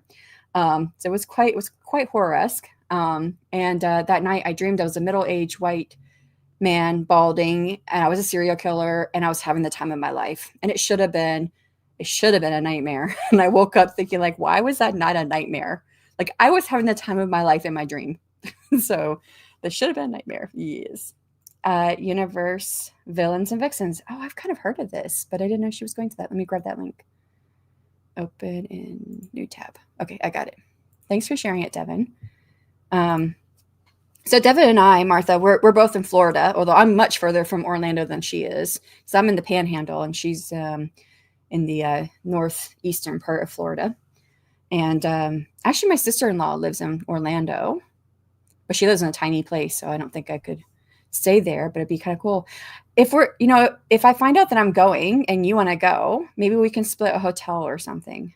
And I'd like to go see my sister-in-law if I could. Oh, wow. But yeah, I get it. Horror can be an acquired taste, but it's how I cope. I mean, I totally understand. I mean, every genre has its benefits and, of course, its own audience that works for the audience in in certain ways that other genres would not provide, whatever it is that provides it for, right? I mean, all of it's escapism, and but they're all a little bit different. Now, I do intend, I include, like, I think horror-like aspects in my writing, but it's not as much tension with the horrors. Like, the horror genre has a lot of tension built into it. I don't think I have as much tension built into mine, but I do have some stuff in there. Totes. I'm game. I'm 2 hours for Orlando. Oh, you're real close. Yeah, no, I think how long would it take me to get there? How long from to Orlando? 6 hours and 41 minutes. So that would take me a while. A lot more longer. Yes, we could do words today. We are writers. About the hotel, I'm game. Okay, yeah, let me look into it. I gotta see the timing too. It's June. I have to depend on when it's June, because right, we're not doing the AWC in June, and part of that awesome reasoning for not doing the AWC in June, I mean, other than fewer people are coming to the conference at that time, is that my anniversary is in June. So, and I haven't really spent time, like, we haven't really done anything for our anniversary for the last few years, not since I started the AuthorTube Writing Conference. So I have to see what time it is. I'm looking at it. Wait, it's July. Did you say June or did you say July? You must have said July. Oh, that's really cool. Okay. Yeah, I could definitely do July. We're not going to do the conference in July. I know we're going to move it, but I don't know where we're going to move it to. Oh, this is so awesome. I want to do this. How much are the tickets? Hold on, I'm clicking on it. 7 hours? Yeah, words. I'm about 2.5 days drive for Orlando. I don't even know where you're at, Michael. Are you in Canada? You have to be like that far, or you have to be from the West Coast to be the Why Choose, Enemies to Lovers, Fated Mates. I love these names. Have you looked into Villains and Vixens at all, Devin? I've been following a few booktuber channels, and a lot of them have been like talking about these different conferences for books, and for this one looks like it's more maybe toward, I don't know if this one's for, right? Well, if Vanessa's going, she's about books, so it's probably for readers. Please choose a ticket type. Thursday, more info. It doesn't tell you what the prices are without clicking on one and choosing it ahead of time. Anyways, what was I going to say? Oh yeah, all these conferences and get-togethers and book things that are happening that are, well, at least they appear to be happening, and then they don't happen, or people are showing up and it's like one big room with like the music coming out of a boombox or something like that. And they've been really, really terrible. So yes, Southern Ontario. Okay, I was pretty close then. Oh wait, I missed one. Sorry. Oh no, that's the one you already said. Okay, Southern Ontario. I figured it had to be Canada or like the west coast of the States. I haven't heard of these until I saw Vanessa's post. So you haven't heard of this one either. Okay, so you're saying you don't know much about it. I think I'm gonna look into it. I'm sure if Vanessa is going, I'm sure she's done her due diligence, but I think I'd probably still want to just take a look. And I told myself I wasn't going to any conferences next year, but this looks kind of exciting. This is kind of a different type of conference. This is not a writer conference, right? Featuring 150 plus authors and narrators. This is more for people who are into books. Okay, let me stop looking at it so we can get going on our next sprint, because I want to get back into this story. I'm like almost at the climax of the story. So I'm really, really into, thanks for sharing the link. I'm really into this story and like how the climax is going to fall out. So, oh yeah, new question. Sprint number 5. It's truncated again, but it's another would you rather writer question, which is, would you rather lose all of your favorite writing playlists, or, I don't remember what I wrote in the question, but it's coming up. It's truncated on the back end here, so I can't see the rest of it. Or all of your favorite writing, what was it? Snacks. That's what it was. Yeah. So would you rather lose all of your favorite writing playlists or all of your favorite writing snacks? we'll answer this when we come back from the next sprint. For anyone who has to leave out, thank you so much for coming. And for everyone else, we're going to get started with another hour. If I find the right tab, do I have another one after this? I do. Okay. Another hour in 3, 2, 1, and good luck.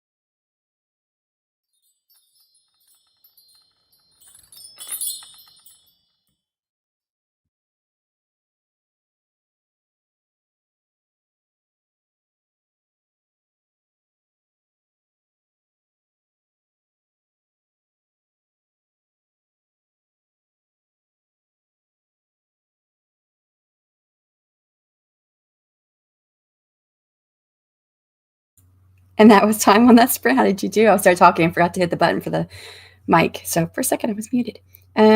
So I finished reading the whole story, well, revising all of it, going through, reading it from the beginning and making some revisions throughout the way. 380 words added in total in revisions, but I am going back through because I did have a revision document, and I'm going back through to make sure like I'm touching everything that I wanted to touch on here, or to see if I completed some of these revision notes already with what I've done. And only about a third of the way through my notes. So I think I'll be spending at least another sprint working on this, and then running it through through Atticus, and then see if there's anything more I need to do before I move on to the next short story. So, all right, let's catch up with you guys. Oh wait, the writer question, which is, would you rather lose all of your favorite writing playlists or all of your favorite writing snacks? And I go back and forth on this one. I'm not really sure which one I'd rather lose, but I think I might end up with snacks on this one, because I can get another favorite snack. Unless if by identifying a favorite snack, I lose my writing playlist. I don't know. I have no idea. I really don't know how I would answer this one. Alrighty, let's go see how you guys did. Left off with Devin saying, giving us the website for Villains and Vixens. I did not go and look at it any further. It'll probably be something I will look at further after the sprint time is over today. I don't know if it'll be today or tomorrow or whatnot. But I did mention it to my husband briefly, and he was like, oh, yeah, okay, that's not too far away. So I was like, yeah, but I said I wasn't going to go to any conferences next year. So he just kind of, he says the same thing that he tells me every time, which is, does it get you out of the house and talking to people? Then yes, I'm all for it. Because otherwise I would just stay in the house and not go anywhere. So, all right. Answer the 5. I can lose the playlist. Don't mess with my snacks. See, I don't know. I go back and forth on which one I would give up.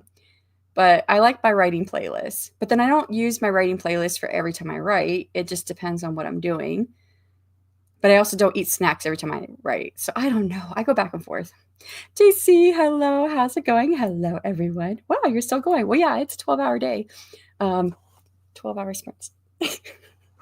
I did start at 8 a.m. this morning, my time, Central. So it was 9 a.m. Eastern. I think you might be Eastern, Jocelyn. I don't remember, but I think you are. So that would be 9 p.m. tonight is when I'll be done your time, if you are Eastern, or 8 a.m. my time. No, 8 p.m. my time, not 8. I'm not going 24 hours. 8 p.m. my time, Central. Kat, hello. Hey, I just arrived. Welcome. Robbie Hood, hello. Hi, everyone. Just joining. Well, welcome.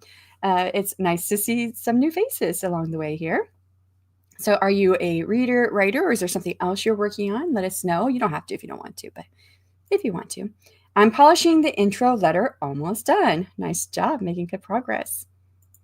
I've edited my words, says Martin. So all of the 4,000 words, or you're still working on them?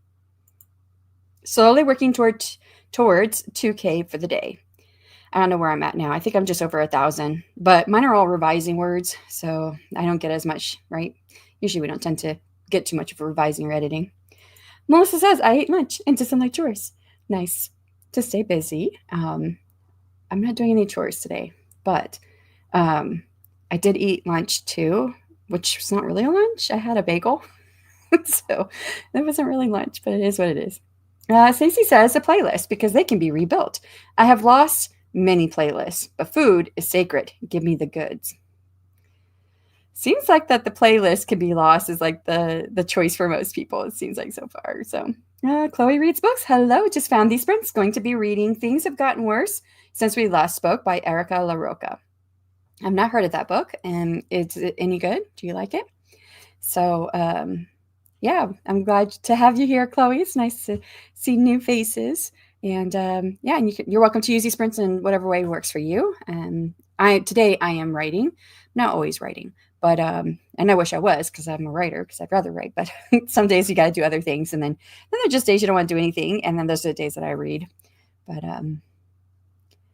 yeah, well, I just had like a stray thought about Stasia Stark, which I was watching her podcast interview with the Spa Girls yesterday, and I had gotten into reading her series, but the last book wasn't out yet, and now it's out, and I'm like, I don't remember all the books. I don't remember what happens in all the books, because I think it was like the 5th book in the series that just came out. And I'm like, should I go back and read all of them? I don't know. But that's what I've been thinking about doing. I just finished up a series. So I'm like, what am I going to read next? I read really fast too. What am I picked up something, but I don't remember what I picked up next. But I'll do that. I'll just read a few lines of a book before I decide which one to read next. Beast mode for real. Yes. And hi, says Luke May reads. Welcome. Currently about 5 pages in, so I'll let you know. Okay, yeah, 5 pages is not too much, right? I do read like the first few lines of a book when I'm starting something new. Basically, it's mood. Like, this is the right mood for what I want to write because I will read because I'm kind of a mood reader, and then I'll go from there. So I have several books that I read them on my Kindle. So I have several books like at the 1% or 2%, and I go back through later and then read them as my mood hits me. So, but yeah, I don't know what I'm gonna read next. I don't have my phone in front of me, or I'd tell you what I started reading last night, but I fell asleep, so I don't know what it was.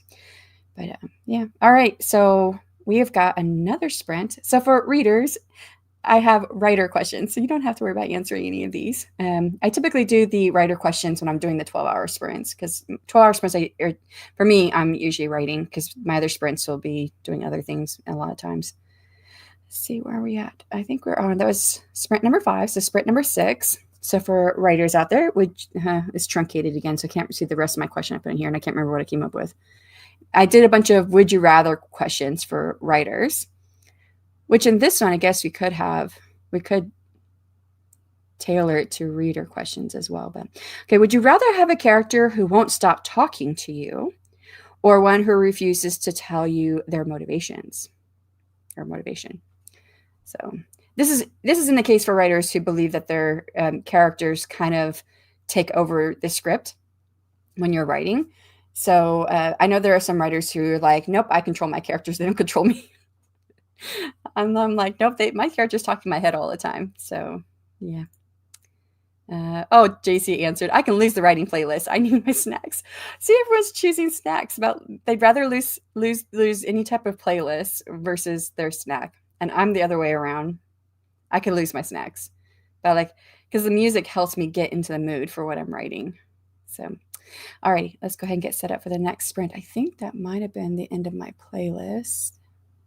Yeah, so I need to go back to my playlist and go back to the beginning because I only have like so many 1-hour videos for our sprints. And starting it over. Stop. It's like starting on its own. All right, for anyone who has to leave out, thank you so much for coming. For everyone else, 60 minutes on the clock, and we'll get started in 3, 2, 1. Good luck.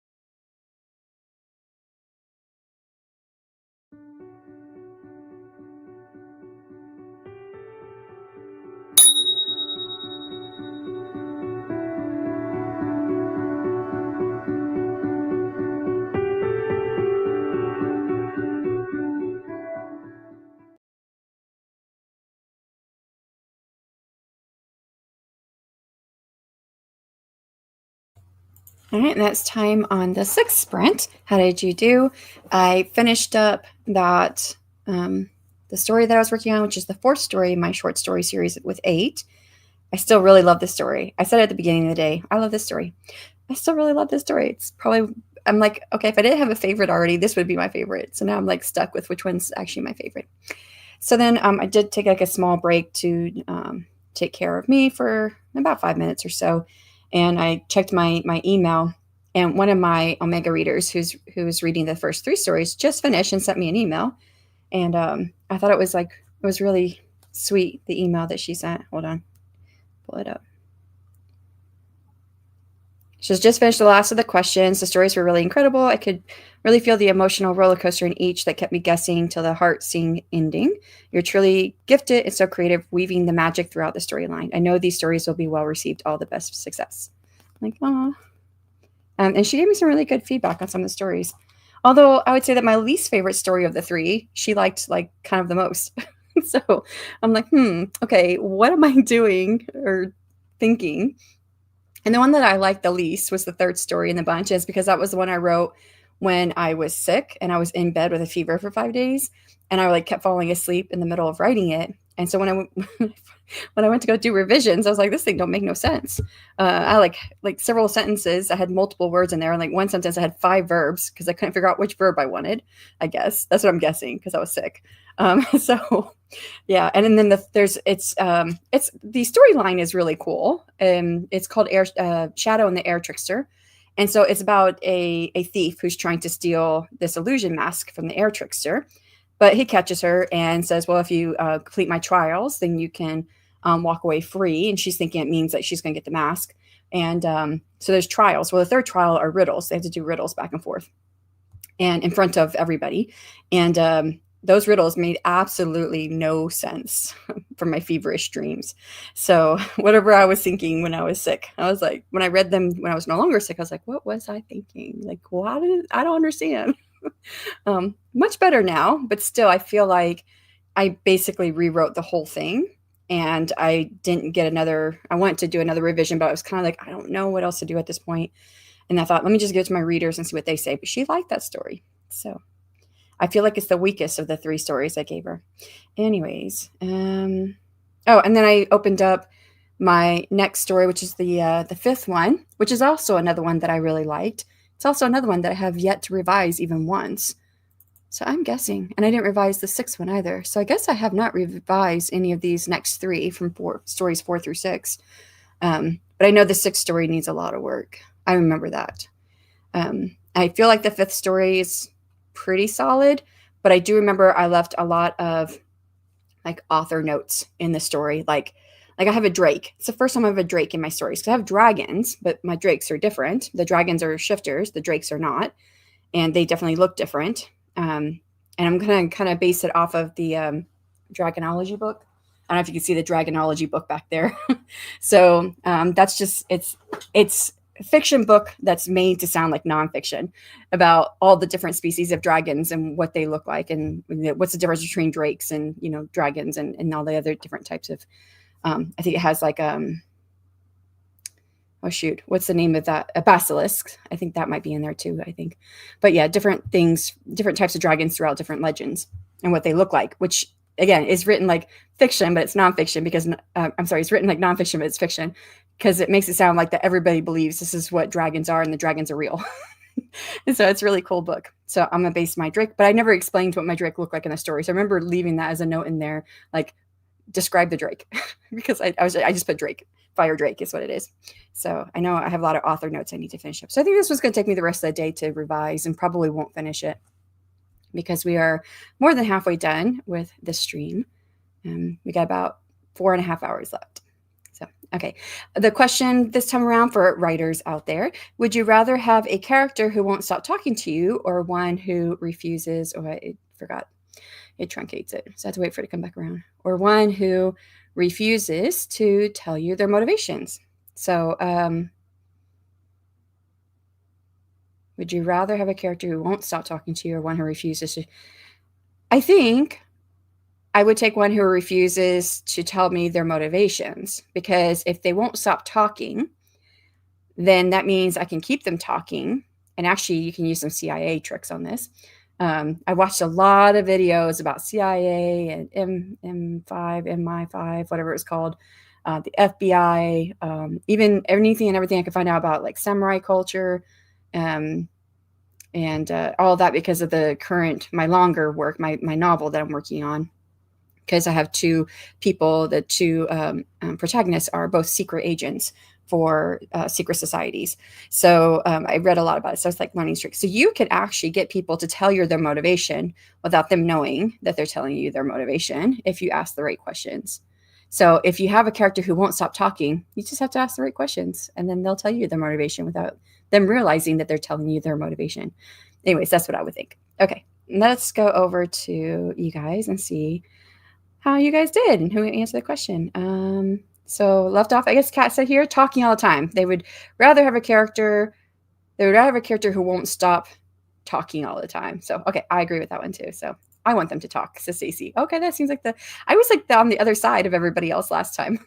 Gwenna, hello, how's it going? Oh, honestly, I think I like best the characters that refuse to tell me their motivation. I like to wear them down over time and really dig into the core of their psyche to get my answer. But if they're refusing to tell you their motivation, you're never going to get it. So you would rather them talk to you so you could wear them down and get to their answer, I think. Maybe. I don't know. We could be interpreting this differently too. Even though I wrote it, it doesn't mean that I understood what I wrote. And sometimes I feel like I could have wrote some of these better. Some of these would you rather writer questions. But hello, friends. Shanna, see you're doing something crazy again. Oh, yeah. Yeah, this is mainly twofold. I wanted to set the 12-hour sprints because I was gone all last week for the conference. And YouTube doesn't really like it if you take a break. It already doesn't really prefer live streams over videos, but I rarely do videos anymore. So this is a way just to kind of kickstart the algorithm. And I haven't done it every month, but I've been somewhat consistent this year to do one 12-hour live stream most months, not every month. Like I did one in July or June, I think, or maybe both. But I do enjoy them because I like to super like hyper focus on what I'm working on. And usually these are for my writing. And then the other part was like yesterday, I remember feeling like I'm so glad for tomorrow because I haven't written anything since Monday and writing soothes my soul. So I'm glad to be writing. And I know that following this day, I'm going to be right back into heavy doing a couple of other things that are not writing. They're not writing, but they're writer related. They're related to my business as an author, but not writing. I'm here to join you whilst the gremlin naps with the husband. Peppermint hot cocoa. Oh, that sounds yummy. And fresh warm bread in hand. Can't wait for the rain today. I don't know what the weather's like outside. I haven't been out there yet. Probably won't be out there today. Yay, I'm done with my Amazon Live. I hope it went well. Went super well. Didn't have to say that. So excited. Taking a screen break. My shopping live went for 2 hours. Wow. Leaving it for views, but I'll be back soon. Oh, I appreciate that, Rita. Thanks so much. That was like an hour ago. I'm going to take an eye break and get some food since we're talking about snacks and all. Makes sense. Richard says, okay, back to get more shizzle done. That was like nearly an hour ago. So hopefully you were able to get some in. Answer from JC. Oh, I like best when my characters talk to me. It really helps me to get to know them better. And boy, do they tell me when they're getting their story wrong. Tell me when I'm getting their story wrong. I read that wrong. Yeah. I don't know that mine tells me I'm getting the story wrong. They just go somewhere else than when I was putting them in the story. And then I realized I was getting their story wrong. Hello, this is Jocelyn. I think that's to everybody who's come in. If you don't see her comment, it's because it's through the mobile side of this live stream, which I don't know if who's here when I talked about it earlier and who's new. I think like Gwen is probably new. So in StreamYard, it had this new function that when you set up a live stream, you could choose to have it like basically optimized for desktop and for your mobile phone.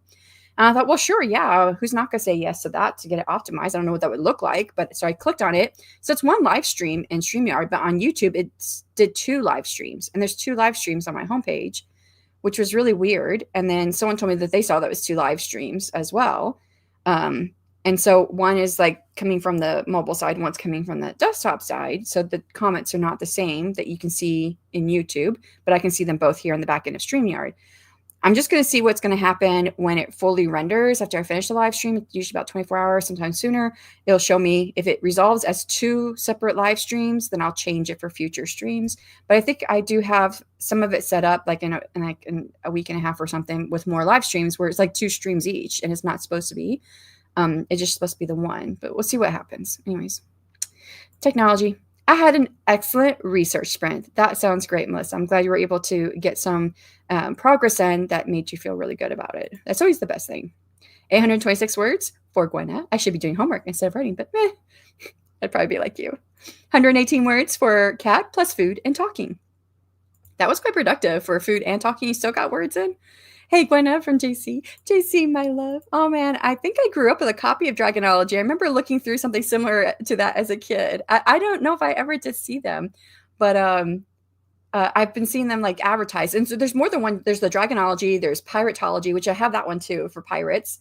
I think there's one for witches. And I feel like I have another one, but I don't know if that's the one I have. I don't know what I did with it. My dragon one, I know where it's at. It's there, but I don't know where the other ones are at. But yeah, I love them. I think it's really cool. And I mean, if you guys have seen them, they're like, hold on, let me grab this real quick.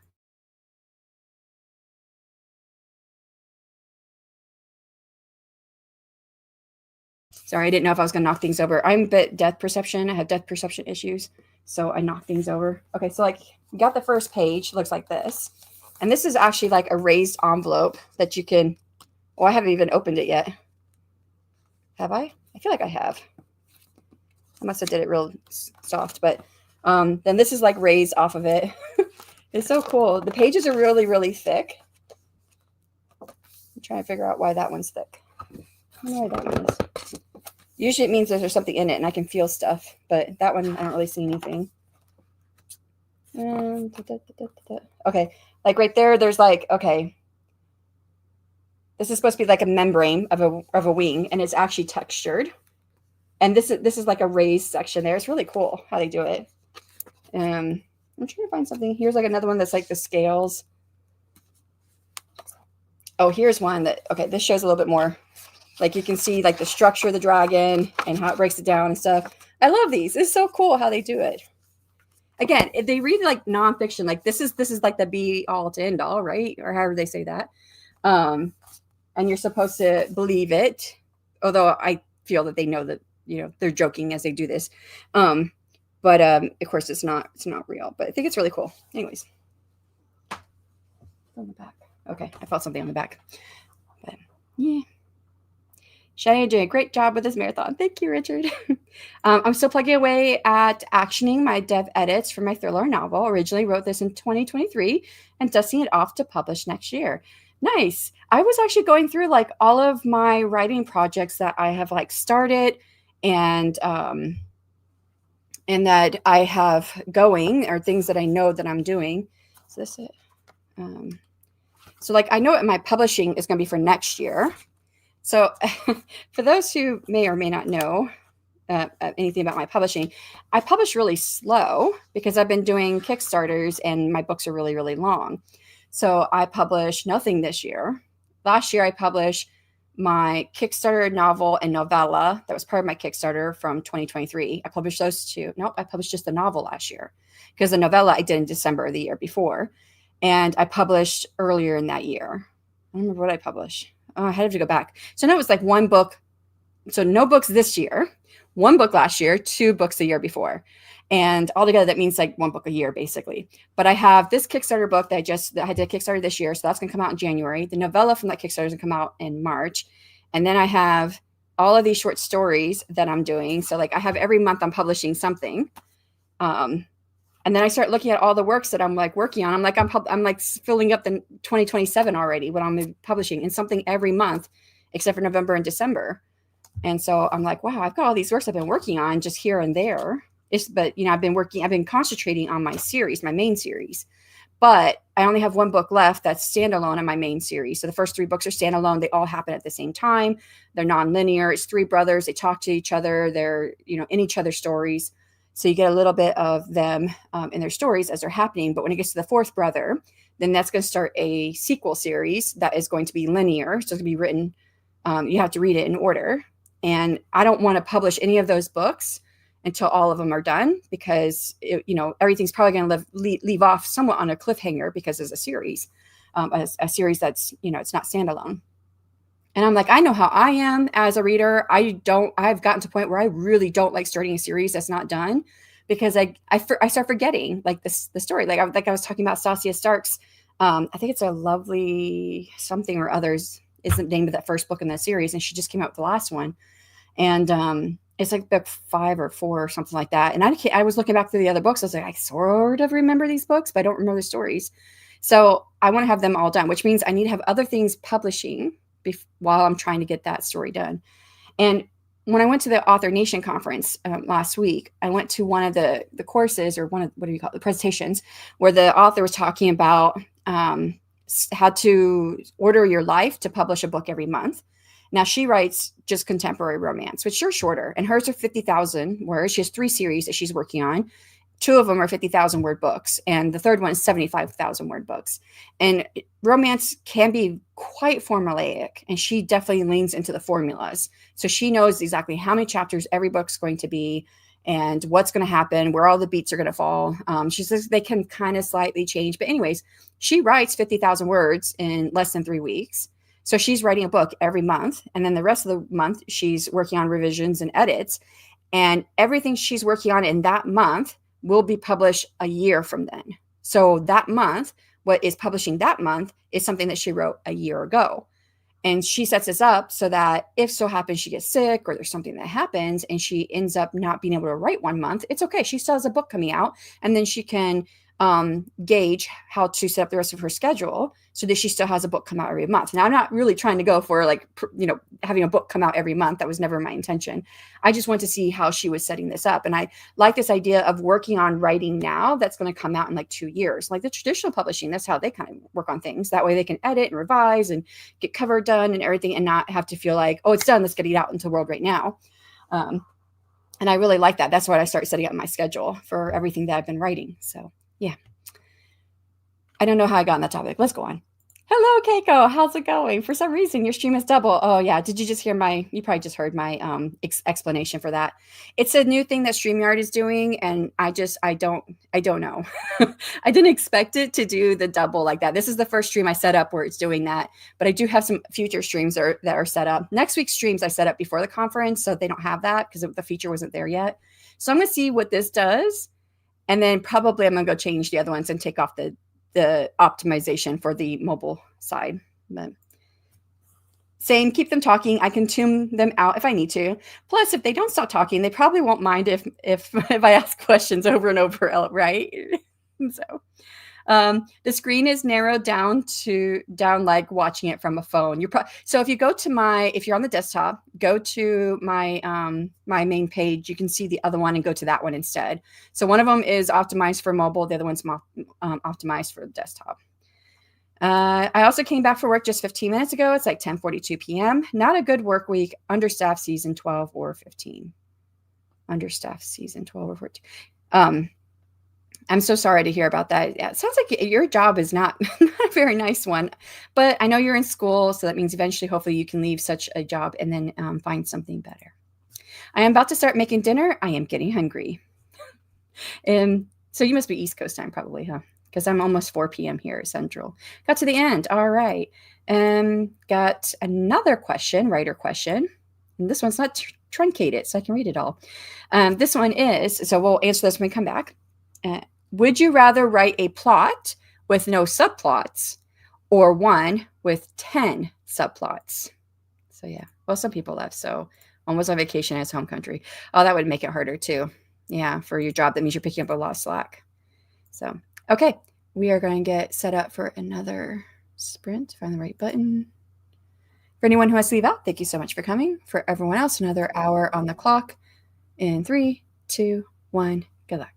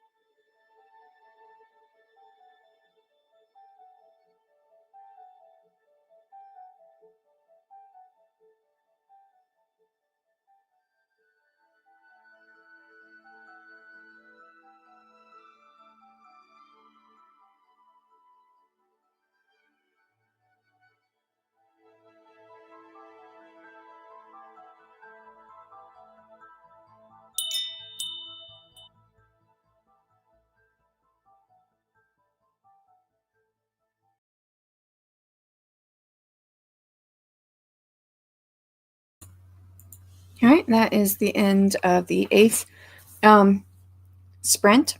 I have 0 words, but I was working. So I went through the analysis by autocrit for the next story that I'm working on, and that one's Flicker in the Fire Scion. And then I looked at the GPT that I built and what it said.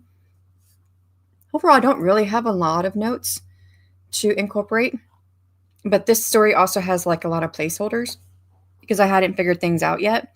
And so one of the things I hadn't figured out was, and I probably don't even really need it for the story. So the first thing that I have on here is from the beginning, the opening, where I don't know who's here, but if anyone can catch this, right? Okay, so the first sentence of this story, and I've said it to a few people, and I'm like, no, think about it. And then they think about it, like, oh, it's not what jumps out at you right at first, but it's okay. They said a phoenix egg could cheat mortality.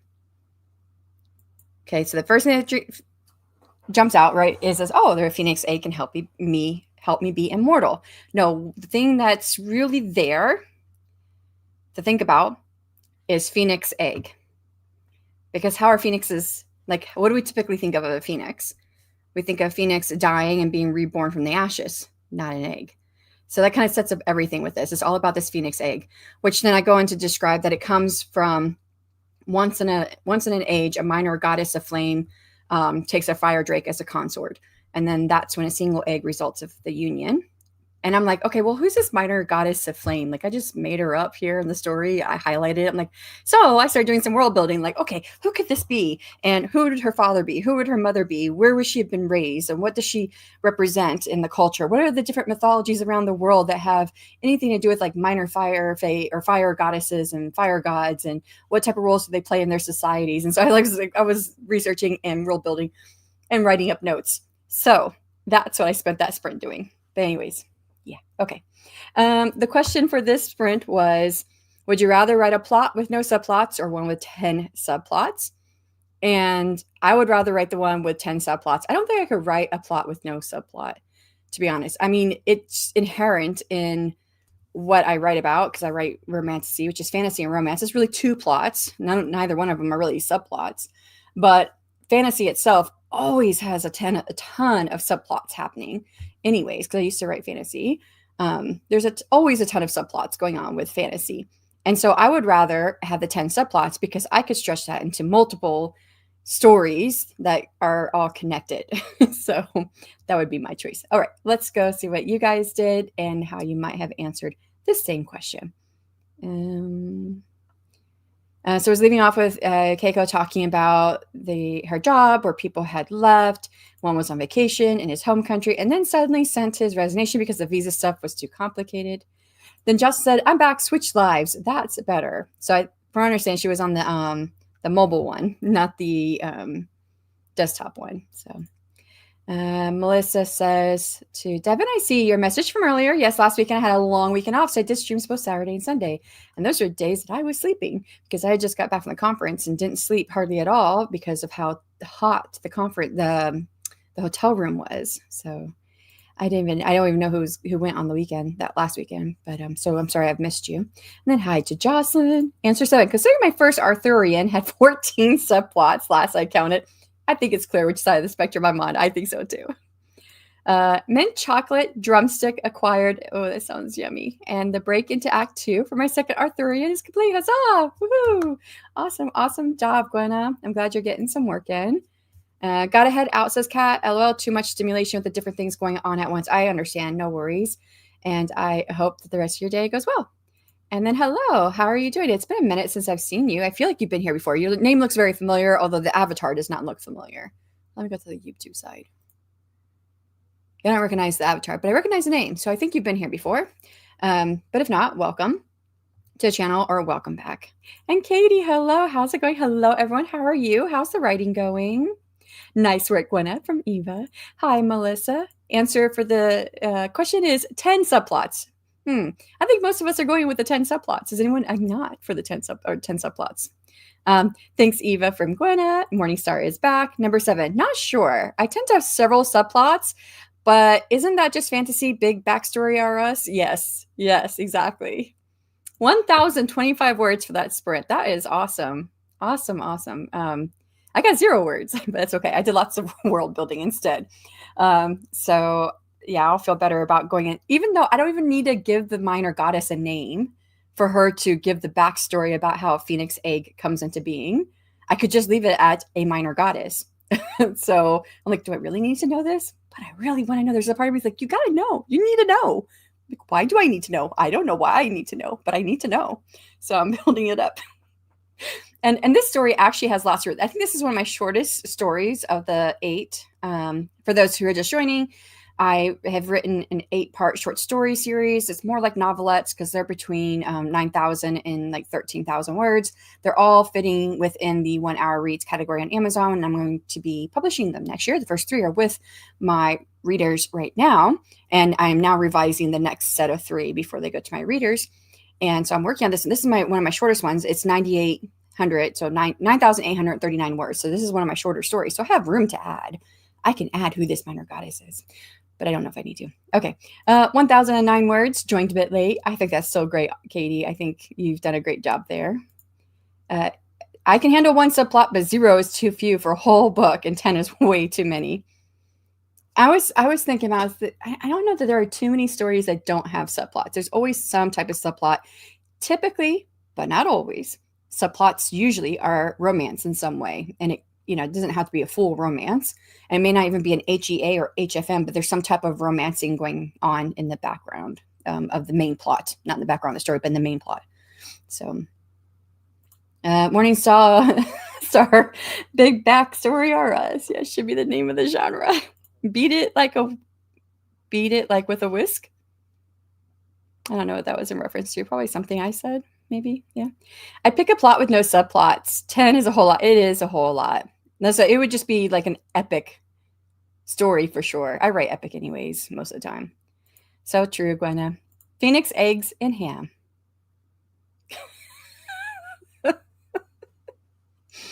Oh my gosh. So anyways, the story is that in it, the protagonist that we're in the mind of is this woman. So that's all human females that are in all 8 stories with a fae, an elemental fae is who they fall in love with in the story.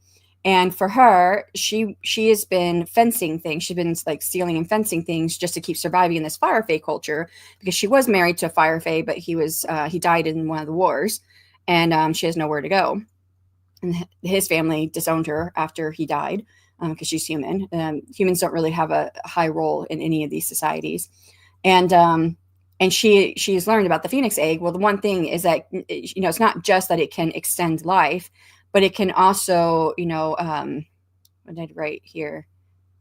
It can also, I put quicken barren wombs. So she never had a child with her husband, and she really wants to have a child. So that's her main thing, is why she wants to get this phoenix egg so she can have a child. And in the end, what is revealed to her and the male protagonist, he actually knows it already, but he didn't say anything because he was just curious about what she was going to do exactly. Like, he knows why she wants it, but he's just curious what she's going to do once she finds out what happens. And that is, you cannot, the father, which is a fire drake, he's the one guarding the egg.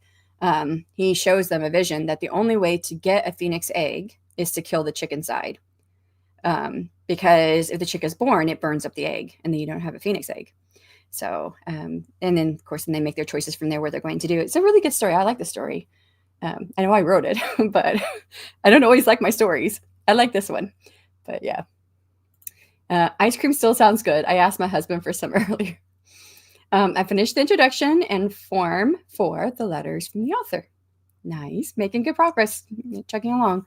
That could be part of a subplot. She doesn't have a name. Perhaps forgotten with time. Perhaps she didn't want to be called upon. It's true. It could be. But I kind of like the idea that it's like the minor fire goddess came from the fire god and a high-ranking fire fae woman, which could be one of the one of the women, or the main queen, or it's not queen in my Fire Fae culture. I don't know what her name would be, because in the Fire Fae culture, it's male dominated. So I have all of the elements are split into seasons, and two of the seasons are ruled by one gender. So winter is by women, or two female goddesses, and summer is ruled by two male gods. And so the cultures that came out of those are male and female dominated, which is interesting to write all these stories because I get to play around with those. And then the other four elements are all gender balanced. So there's no gender inequality. So, anyways, I thought it could be someone that's like partially related.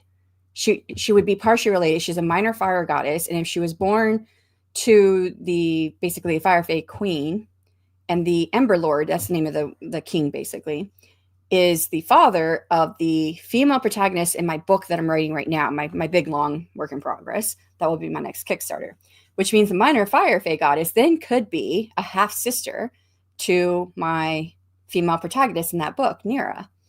And I think that would be kind of cool. That's why I was like delving into this, like, oh, it's, hierarchies and family trees and all of this and everything. So I don't know. I was just kind of going through different things in my mind. I may have more than 10 subplots in my story. 1, 2, 3, keep on going. I know when I write the sequel series to this, because I'm writing the third book now, that's a standalone with the other two books. The fourth book will start a sequel series that needs to be read after those three books, but those three books can be read in any order. That is going to have a whole lot going on, because it will have the previous three books couples who are all on their own missions. Some of them will be working together still. So like the second book, Emmy and why am I forgetting? It starts with an E. Edmar. So they were sent on a mission by the sun god to wake all the other gods, because all the other gods are sleeping, the major gods. They woke up one god at the end of that book, but they still have 6 more gods to wake up. Right? 6. Yeah, I can count. So they have 6 more gods to wake up. So they're on a pirate ship together. So they're sailing the seas to go to the next god. So they're together. So that's like one subplot, but it's all going to tie back to the overarching thing that's happening all together. Which could be possibly the end of the world. Obviously, it's like epic fantasy. So epic fantasy is always world-ending consequences. So that's where we're going with that. But hey, how's it going? I hope all is well. You look familiar to me as well. So if you've been here before, welcome back. If not, then welcome to the channel. All right, let's go ahead and get started here in a second. Hold on, got another question. So sprint number 8, we're going on. Got another writer question. Would you rather? Again, this is truncated because it's a little bit too long. So I gotta wait for it to cycle around on the screen. But starts with, okay, would you rather write in only one genre forever, or change genres with every new, and then truncated, project? Okay, so would you rather write in only one genre forever, or change genres with every new project? Which is kind of a weird question for me to ask, because technically romantasy is 2 different genres, not just one.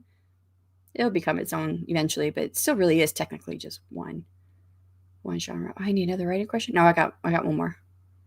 And I think we're going to at least do another sprint. So if this goes 5 to 6, 6 to 7. So I need one more question I need to figure out, because I only got 9 questions here. Okay, let's go ahead and get started for this next one. Find the right button. For anyone who has to leave out, thank you so much for coming.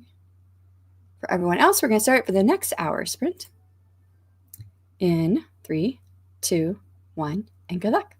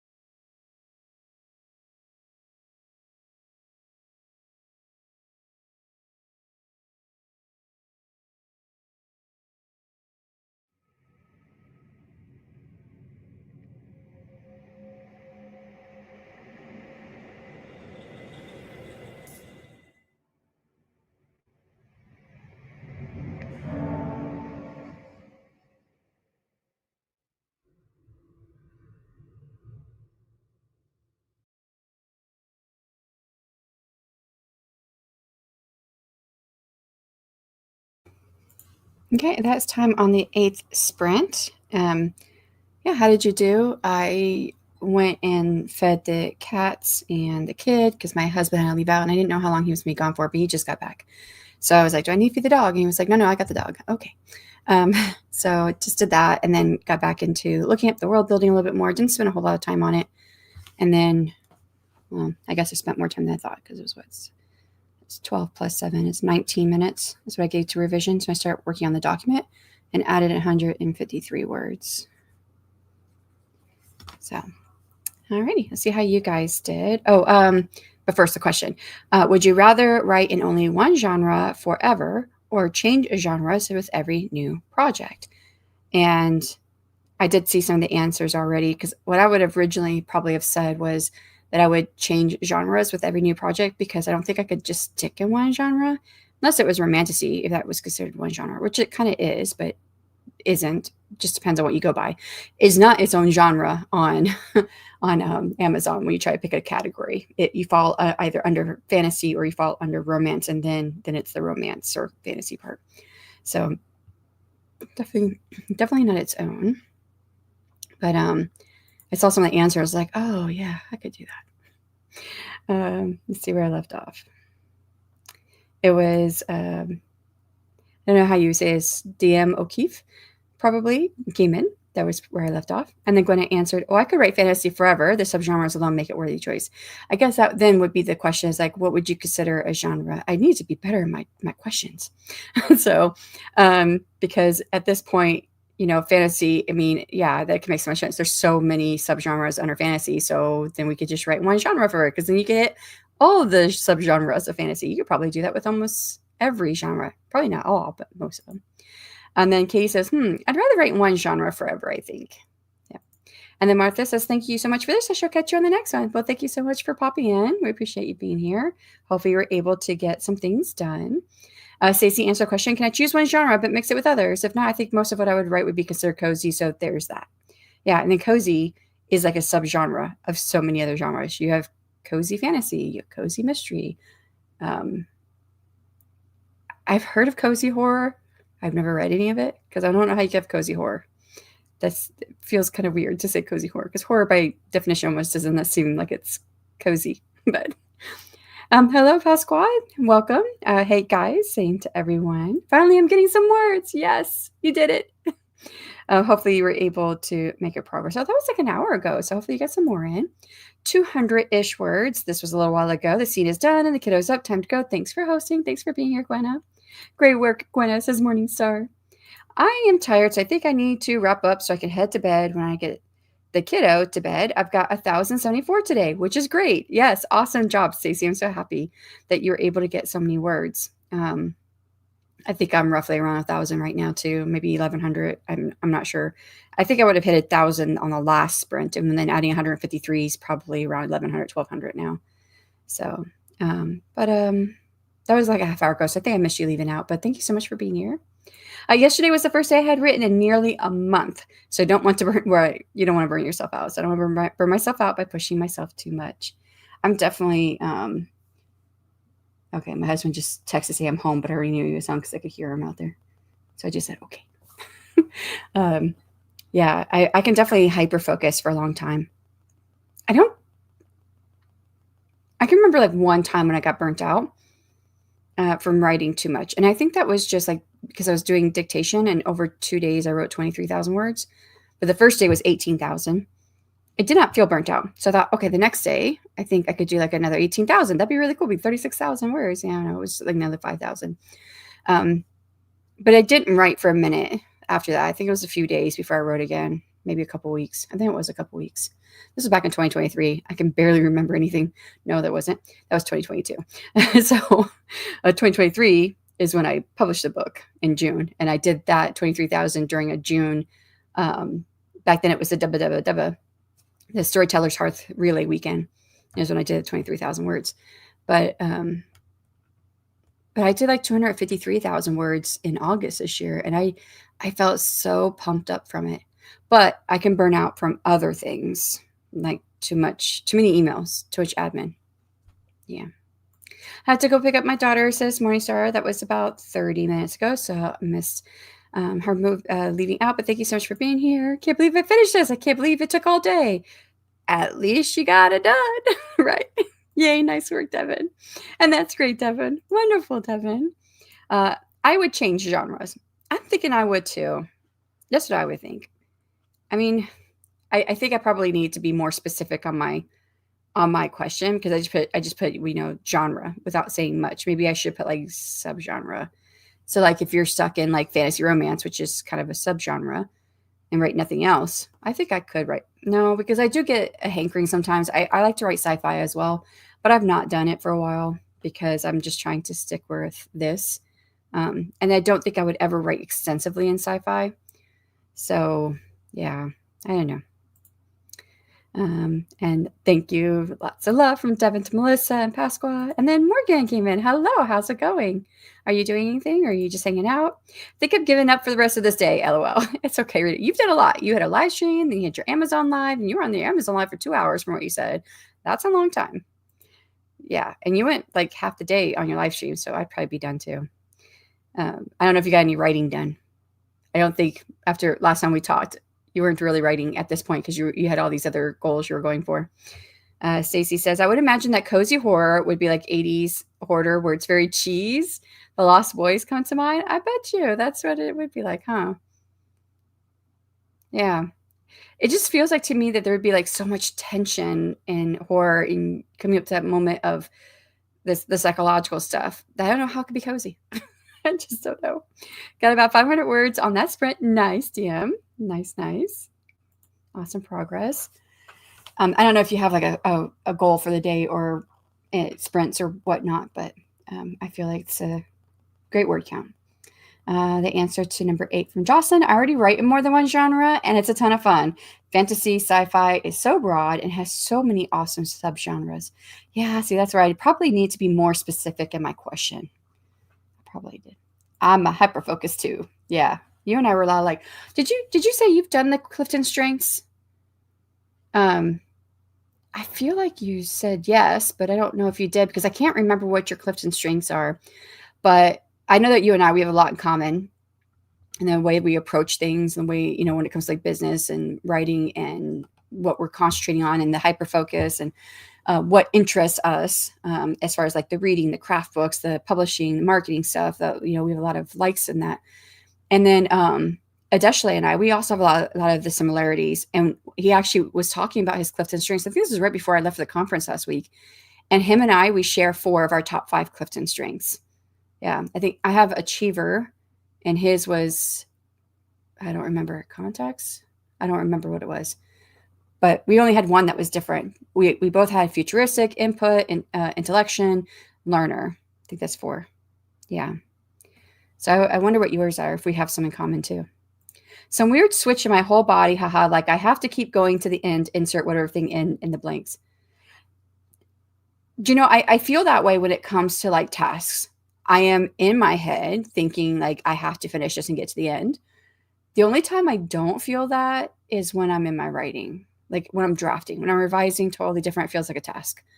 But when I'm drafting, I just get in and I get hyper focused, and that hyper focus is much different. That's like getting into the flow state. And when I can get in a flow state, it's so awesome. But I'm not able to get there as often as I was when I was younger and writing all the time. I think because I do have a lot more admin tasks and family and other things happening, where before it was just a teenager writing all the time. That coming out of that flow state was just it's just a weird feeling, because it feels like, you're in the wrong world when you first come out. At least that's how it is for me. When I first come out of my writing on a flow state, I'm like, wait, is this real life? And I'm like, this is not real life. So thank you, Eva. LOL. No writing done except for writing copy or social media promo stuff. Yeah, I figured. I still want to repost those clips Eva did and schedule them for Writer Channel. Yes, that would be awesome. I can't wait. Cozy Horror, Buffy the Vampire Slayer? I don't know. I guess it could be. I don't know. I don't know what classifies as cozy horror, to be honest, but it's very interesting. But I've heard the term a few times now, and I'm like, is this real, or are people pulling my leg? But and I think, yeah, I did the Clifton test, but I don't remember. Maybe that's what it is. I think I probably asked you, and you said the same thing, and I'm like, then I don't remember what you said, because you don't tell me what your Clifton strengths are, because you don't remember what where it's at, or what you've done, or what you get. I'll find and read. I'll find one and retake it. LOL. Yeah, I don't know that. Because I only did the first 5. I did my top 5. It was part of my ticket to Becca Syme's conference, Marketing for Your Strengths, which is a couple years ago. It was like one of the best conferences I ever went to. I learned so much, and it was part of that. I think you have to pay for it. There are some Clifton Strengths ones online that you don't pay for, but they're not the exact ones. So I don't know if they work the same. I think someone told me that they found one. My goal is just to write every day. I feel like whenever I skip, I fall off completely. See, you would have been one that was great for one of these questions that we had earlier, that these writer would you rather questions. What did I have? The question was, would you rather write 500 words a day forever or 5,000 words once a week? It would have been great for that one, because you probably would have chose the 500 words every day. At first, I chose 500 words every day because my math didn't math, and I thought that was like 7,500 words a week, which is more than 5,000. That's why I went with that one, until I realized my math was wrong, and I was off by a lot. It's only 3,500 words a day. And so then I went with the 5,000 words a week. But taking Clifton Strengths Assessment now, stand by. Oh, okay. Did you find one then? And LOL. I want to take the long one, because there's 34 strengths in the test, and it's all about the order of your strengths. So it's not at all about like what you don't do well with. It's the order of your strengths and how they fall in there. And Becca Syme talks about a lot of this on her YouTube channel. But everyone works differently because of how your strengths work in tandem with the ones that it's by. So like, is it intellection? Yeah, I think intellection is a strength where you tend to think about things. So you're someone who will really think through a problem. You'll give it a lot of thought. You'll weigh pros and cons, I think. I mean, I don't know if those terms are actually used, but that's how I kind of remember it. And but the downside to intellection is that you can think for too long and never act. You never do anything.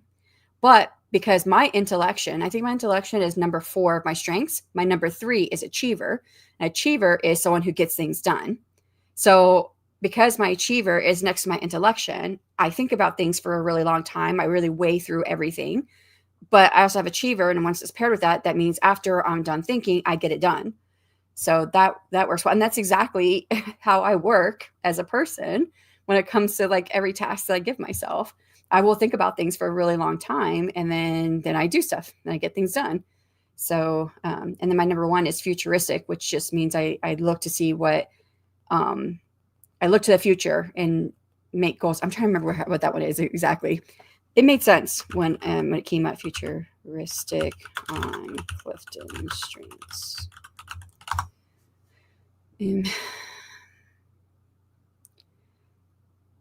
People with futuristic imagine what could be and help others believe in it too. Their vision of the future brings energy, direction, and inspiration to individuals and teams. They don't just anticipate change, they create hope for what's next. And that's from Gallup.com. And Gallup is the one who developed the Clifton Strengths tests. And they're pretty well known and a reputable organization that develops these things. So people exceptionally talented and futuristic theme are inspired by the future and what could be. They energize others. So yeah, that's me. That would make sense. Because I kind of told a story earlier this week, but I didn't catch up with everyone in my chats. But like I connected with a gal on the very first day that I arrived in Las Vegas. I arrived on Sunday and the conference started on Monday.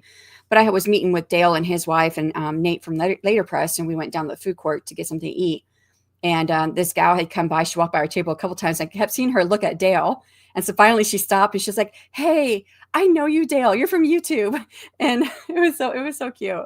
And, said hello, introductions, blah, blah. She went to go sit alone. And I was like, "Dale," I was like, "She's sitting by herself. Tell her, come over here." And he was closer to her in the tables in the court, in the food court. I was like, "Dale, tell her, come sit with us." And so then her and I start talking, and she had published on Radish all year and just started this year publishing, and she had amassed a following. Didn't start a newsletter because she didn't really know like what to do with that, and didn't like have all the tools for, being an author.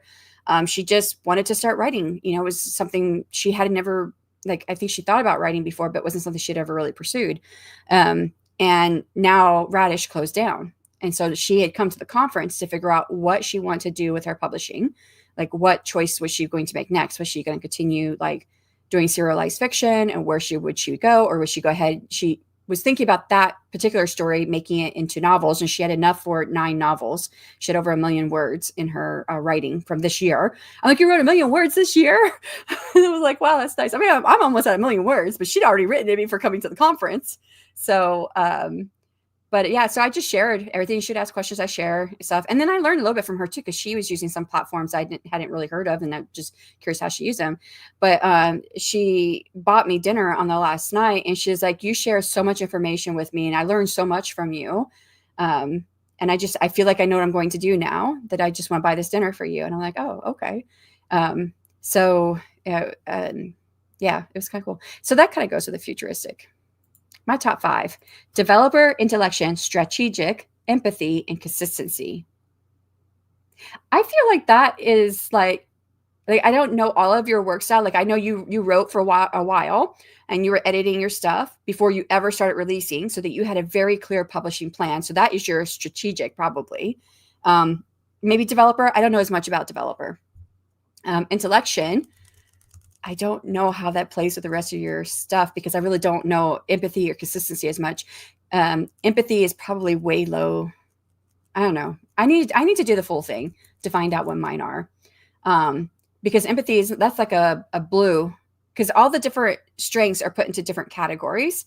And like all of mine are green, which means thinking. I think it's thinking or something like that.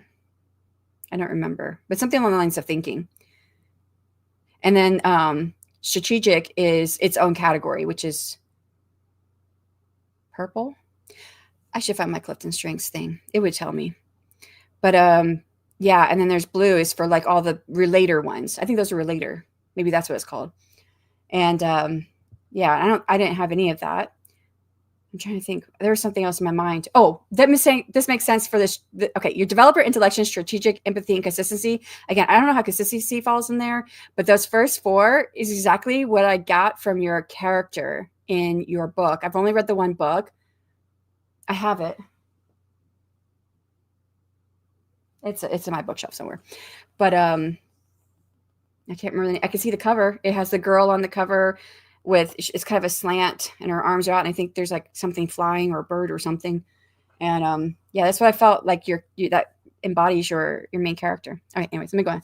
500 words a day is ideal, but yeah, that would be nice. Oh, I have no idea why it formatted like that. Probably because the copy and paste, if you did it from a PDF, or some websites, it takes out the the spaces.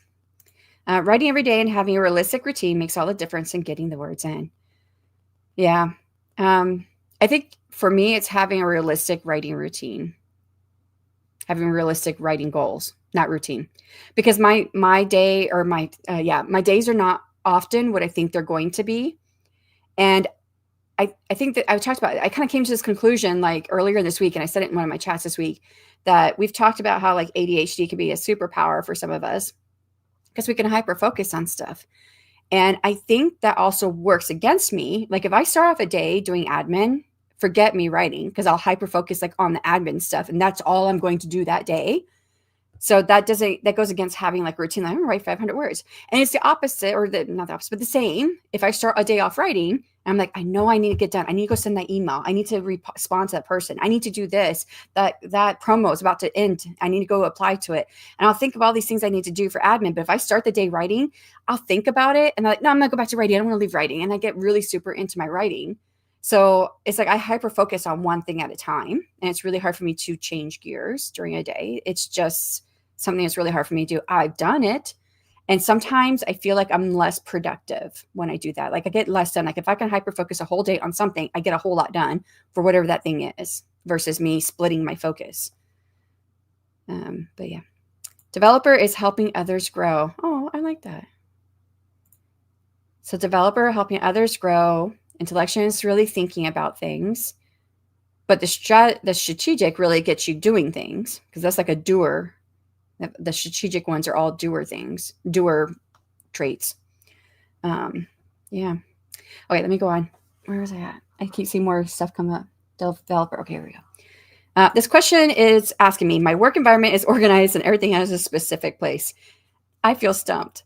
Yeah, because I'm kind of, it's like organized mess for me. And I feel like you probably might fall under that. It's organized mess. It is organized. Things do have a place where they're supposed to go. But right now, this is the place it's going to go because this is where I need it right now. But in a little while, it's going to go back up where it's supposed to go. But I feel for you, you do have more specific places for things to go. Like I do have specific things to go where things are supposed to go in my head, but they don't always get there, even though I know they're supposed to get there until I know that I have no more use for it. Then I put it away. But if I put it away before I'm done with it, then I'll get it back out and then I get frustrated that I had to go back and pull it out again. It's weird. I have new covers. Not you. Oh, that's right. I do remember you saying that, but I don't know if I've seen them. I did them myself because I want more consistency from one series to the next. I mean, that makes sense. Wait, no, I did know that because I saw it on your site. Your site or Amazon? I don't remember. I saw the new covers. It wasn't you. You hadn't said anything, but I saw the new covers up. So, oh my gosh, yes, I'm an organized mess. So it should be yes to the question, but no, because I'm not done with it being out. So yeah, see, we're a lot alike. My desk is growing a stack of stack. I was gonna say something else there. Stacks of crap by itself. Mine do too. Like I like all my notebooks right here because I'm still trying to find my Facebook notes that I took for Facebook ads. I can't find them, but I know they're in here somewhere. But if I put them away, then I'm never going to look again for the Facebook ads anyways. But yeah, so it stays out. Yes. And then the piles. So I have piles everywhere too, but I know what the pile, I do too. I know what every single pile is on my desk. So if I go put them all away and then I need again, have to pull it all back out again, then I start getting cranky because now I've had to pull it all out again. Like down here, I have 2 piles of books here on the floor. I have 2 piles of books that are craft, publishing, and marketing books. And I pulled them out because I knew that I need to go through them to see what I might want to do for next year for a project. And then I didn't want to put them away because then I knew I was also going to be emailing someone about all these books. And then also I didn't want to put them away because I was also emailing my co-host for self-publishing tips and tricks because we were going to cover 2 different types of books, possibly from that same pile. And then talking with a couple people, whatever that was a couple of days ago. And we're like, okay, we're talking about next year again. So I didn't know I put these books away because I'm going to keep pulling them out and going back through them again. And good that I left them out because while I was on the video chat with them, I was like, oh, here it is. Here's the book I was thinking of. So yeah. Yes. Then I'm like, if I put them away, then I know that they're put away. But then I might be like, well, I need them again. And then I have to go get them. And most of my craft books are in the bookshelf on the other side of the room. So I started telling my husband I'm a genius error. I'm in my genius era. Read the chaotic piles. I was just listening to what's the name of that song? Dun dun dun. Yes, you probably got it from there because you're also listening to the soundtrack for K-pop Demon Hunters, where she says "fit check for my napalm era." I saw a YouTube short on that. EJ is the one who wrote the song with a co-writer, and she was just like doing the tune and she was like fit check like kind of just mumbling it, and the guy's like, did you say napalm era? And she's like, I don't know what that is. He was like, no, that fits, that's great. And that's how they came up with the line.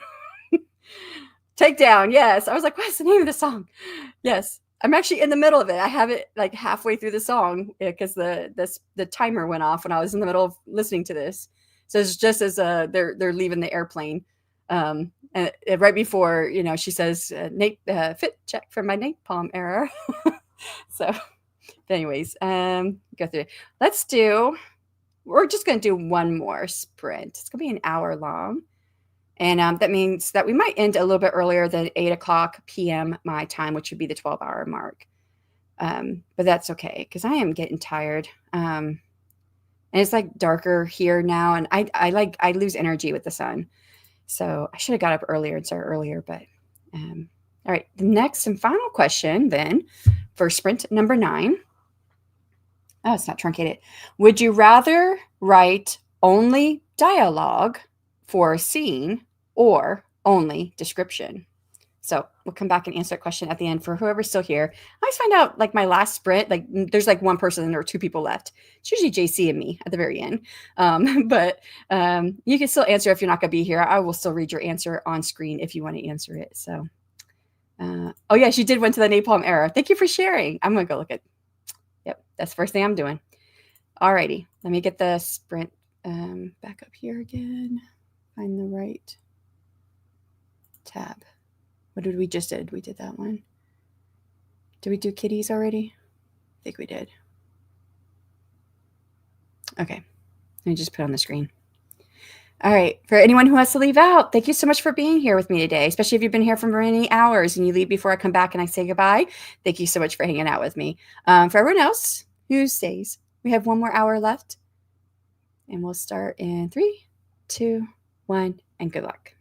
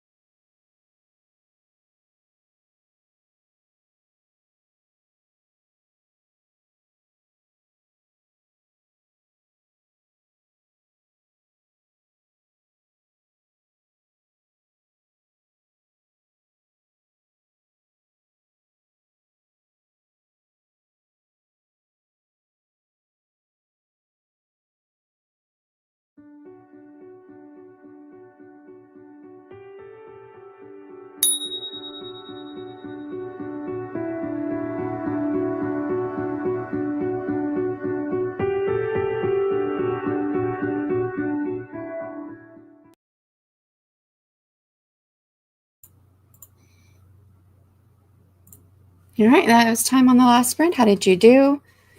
And let me write down my stuff before I forget. I added 241 words. I think I got a third of the way through this second story. No, wrong one. I had to go and research something in my longer novel in progress because some of the information was the same in this.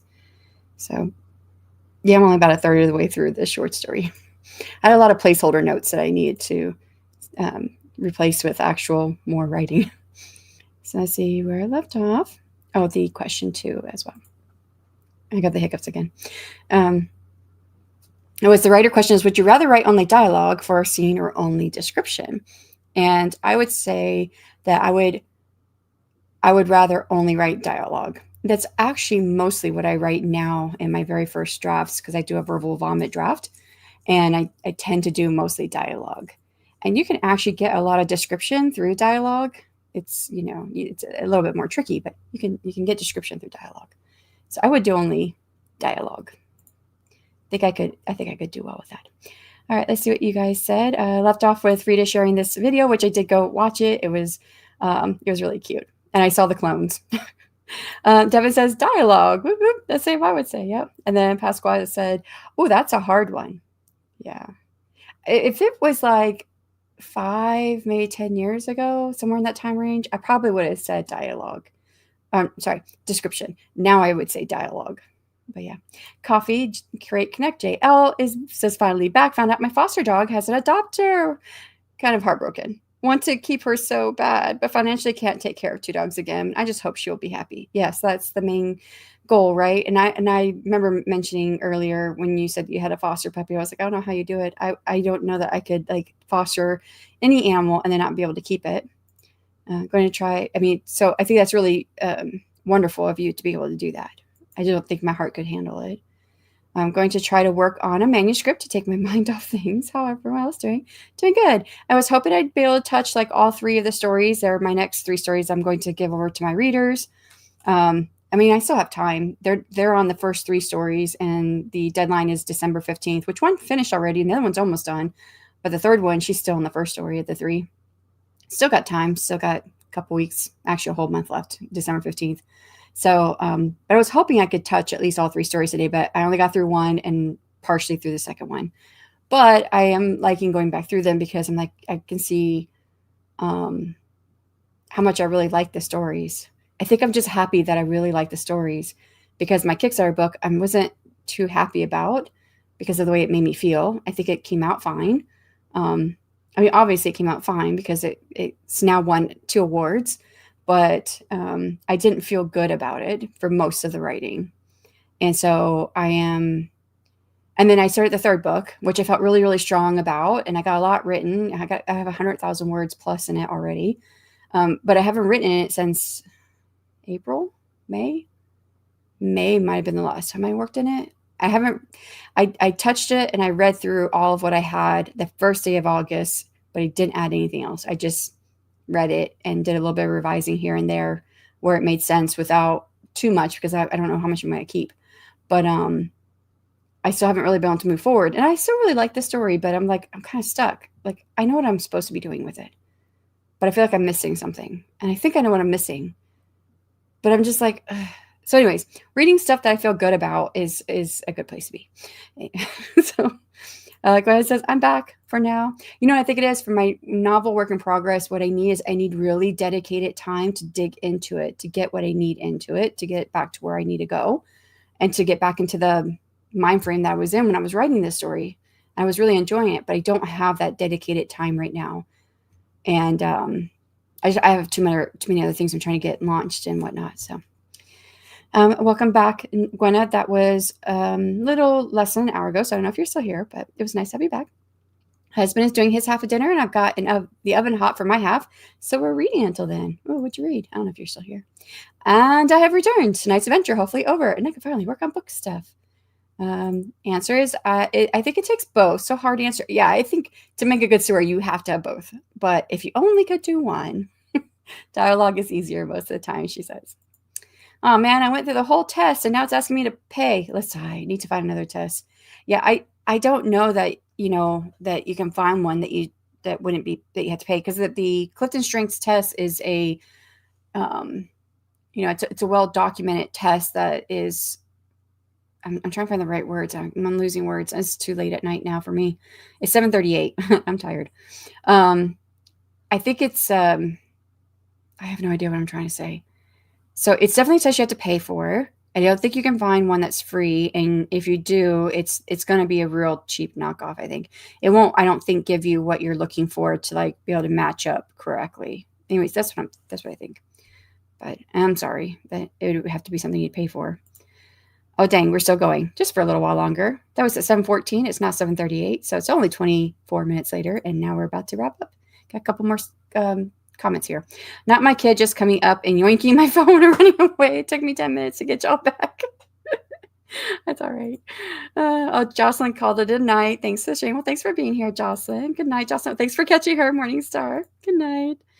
Answer 9. Only dialogue for sure. Twistier. Yeah. Definitely only dialogue. I can't write description to save my life. Oh, I can write description really well. I have overdone it in the past. I think I'm much better. I think I kind of made progress when I was in my master's program with that, which I graduated in 2013 with my master's. So, yeah. But that used to be like my go-to for everything. And I worked really, really, really, really hard on dialogue after that.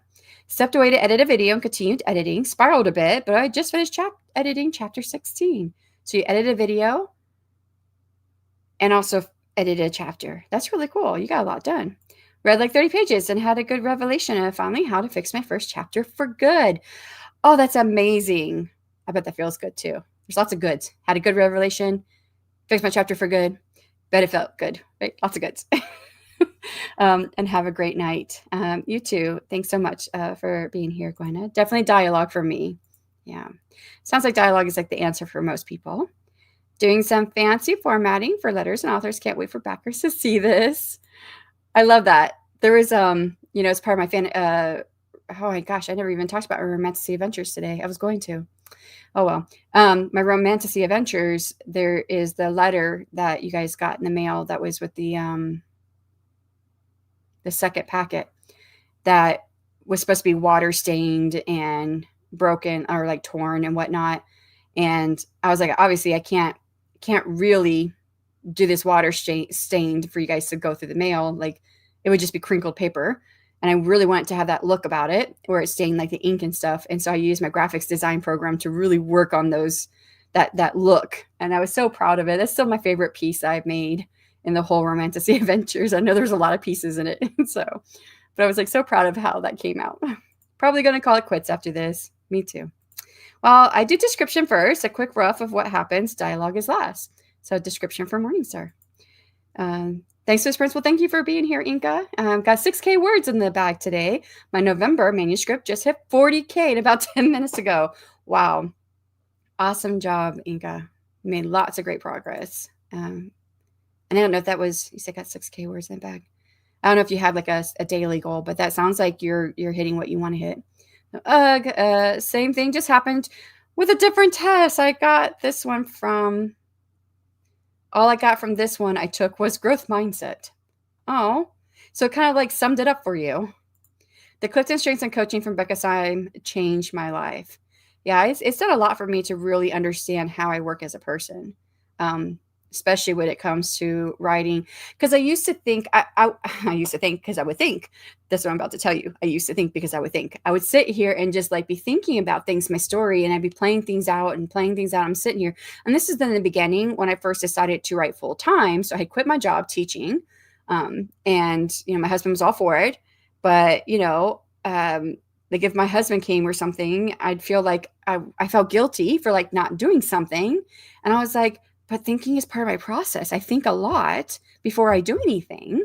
And I really couldn't understand. I was like, I kept feeling guilty about it. I kept feeling like I was supposed to like be doing something and not just thinking. And so, after taking the test and learning that intellection, which is like you sit there and you think about things, that's part of how I operate and how I'm able to accomplish the things I do. And I like how I do things. I like what comes out of what I'm able to do. that now I've come to be able to like my process as well. So that did, yeah, it really helped me too. The first one was $2. I'll pay for it, I guess. Oh, that's not bad. The second one was 30. I was gonna say I think $30 is that's the normal one that I've seen is $30, but I could be wrong. I took her training class. It was awesome. I haven't taken that. And I don't, is that one that's still up on her website? Probably is. But I went to her marketing conference. It was a couple years ago now, 2023, early 2023, I think. It was marketing for your strengths, and that was really great. And that's awesome. Morningstar from Rita. Thanks, Miss Prince. Thanks, Pasquale. It was productive. Now ice cream. Ice cream does sound good, but we don't have any. LOL. I've got the hiccups because I'm hungry. Pasquale. Okie dokie. I'm out. Even I have TikTok live in the AM. LOL. Thank you for hosting all day. So fun. Thanks for being here, Rita. Can I just piggyback your results? Yeah, sure. All right. That was the last comment. So let's go ahead and take this off the screen. Thank you, everybody, so much for coming.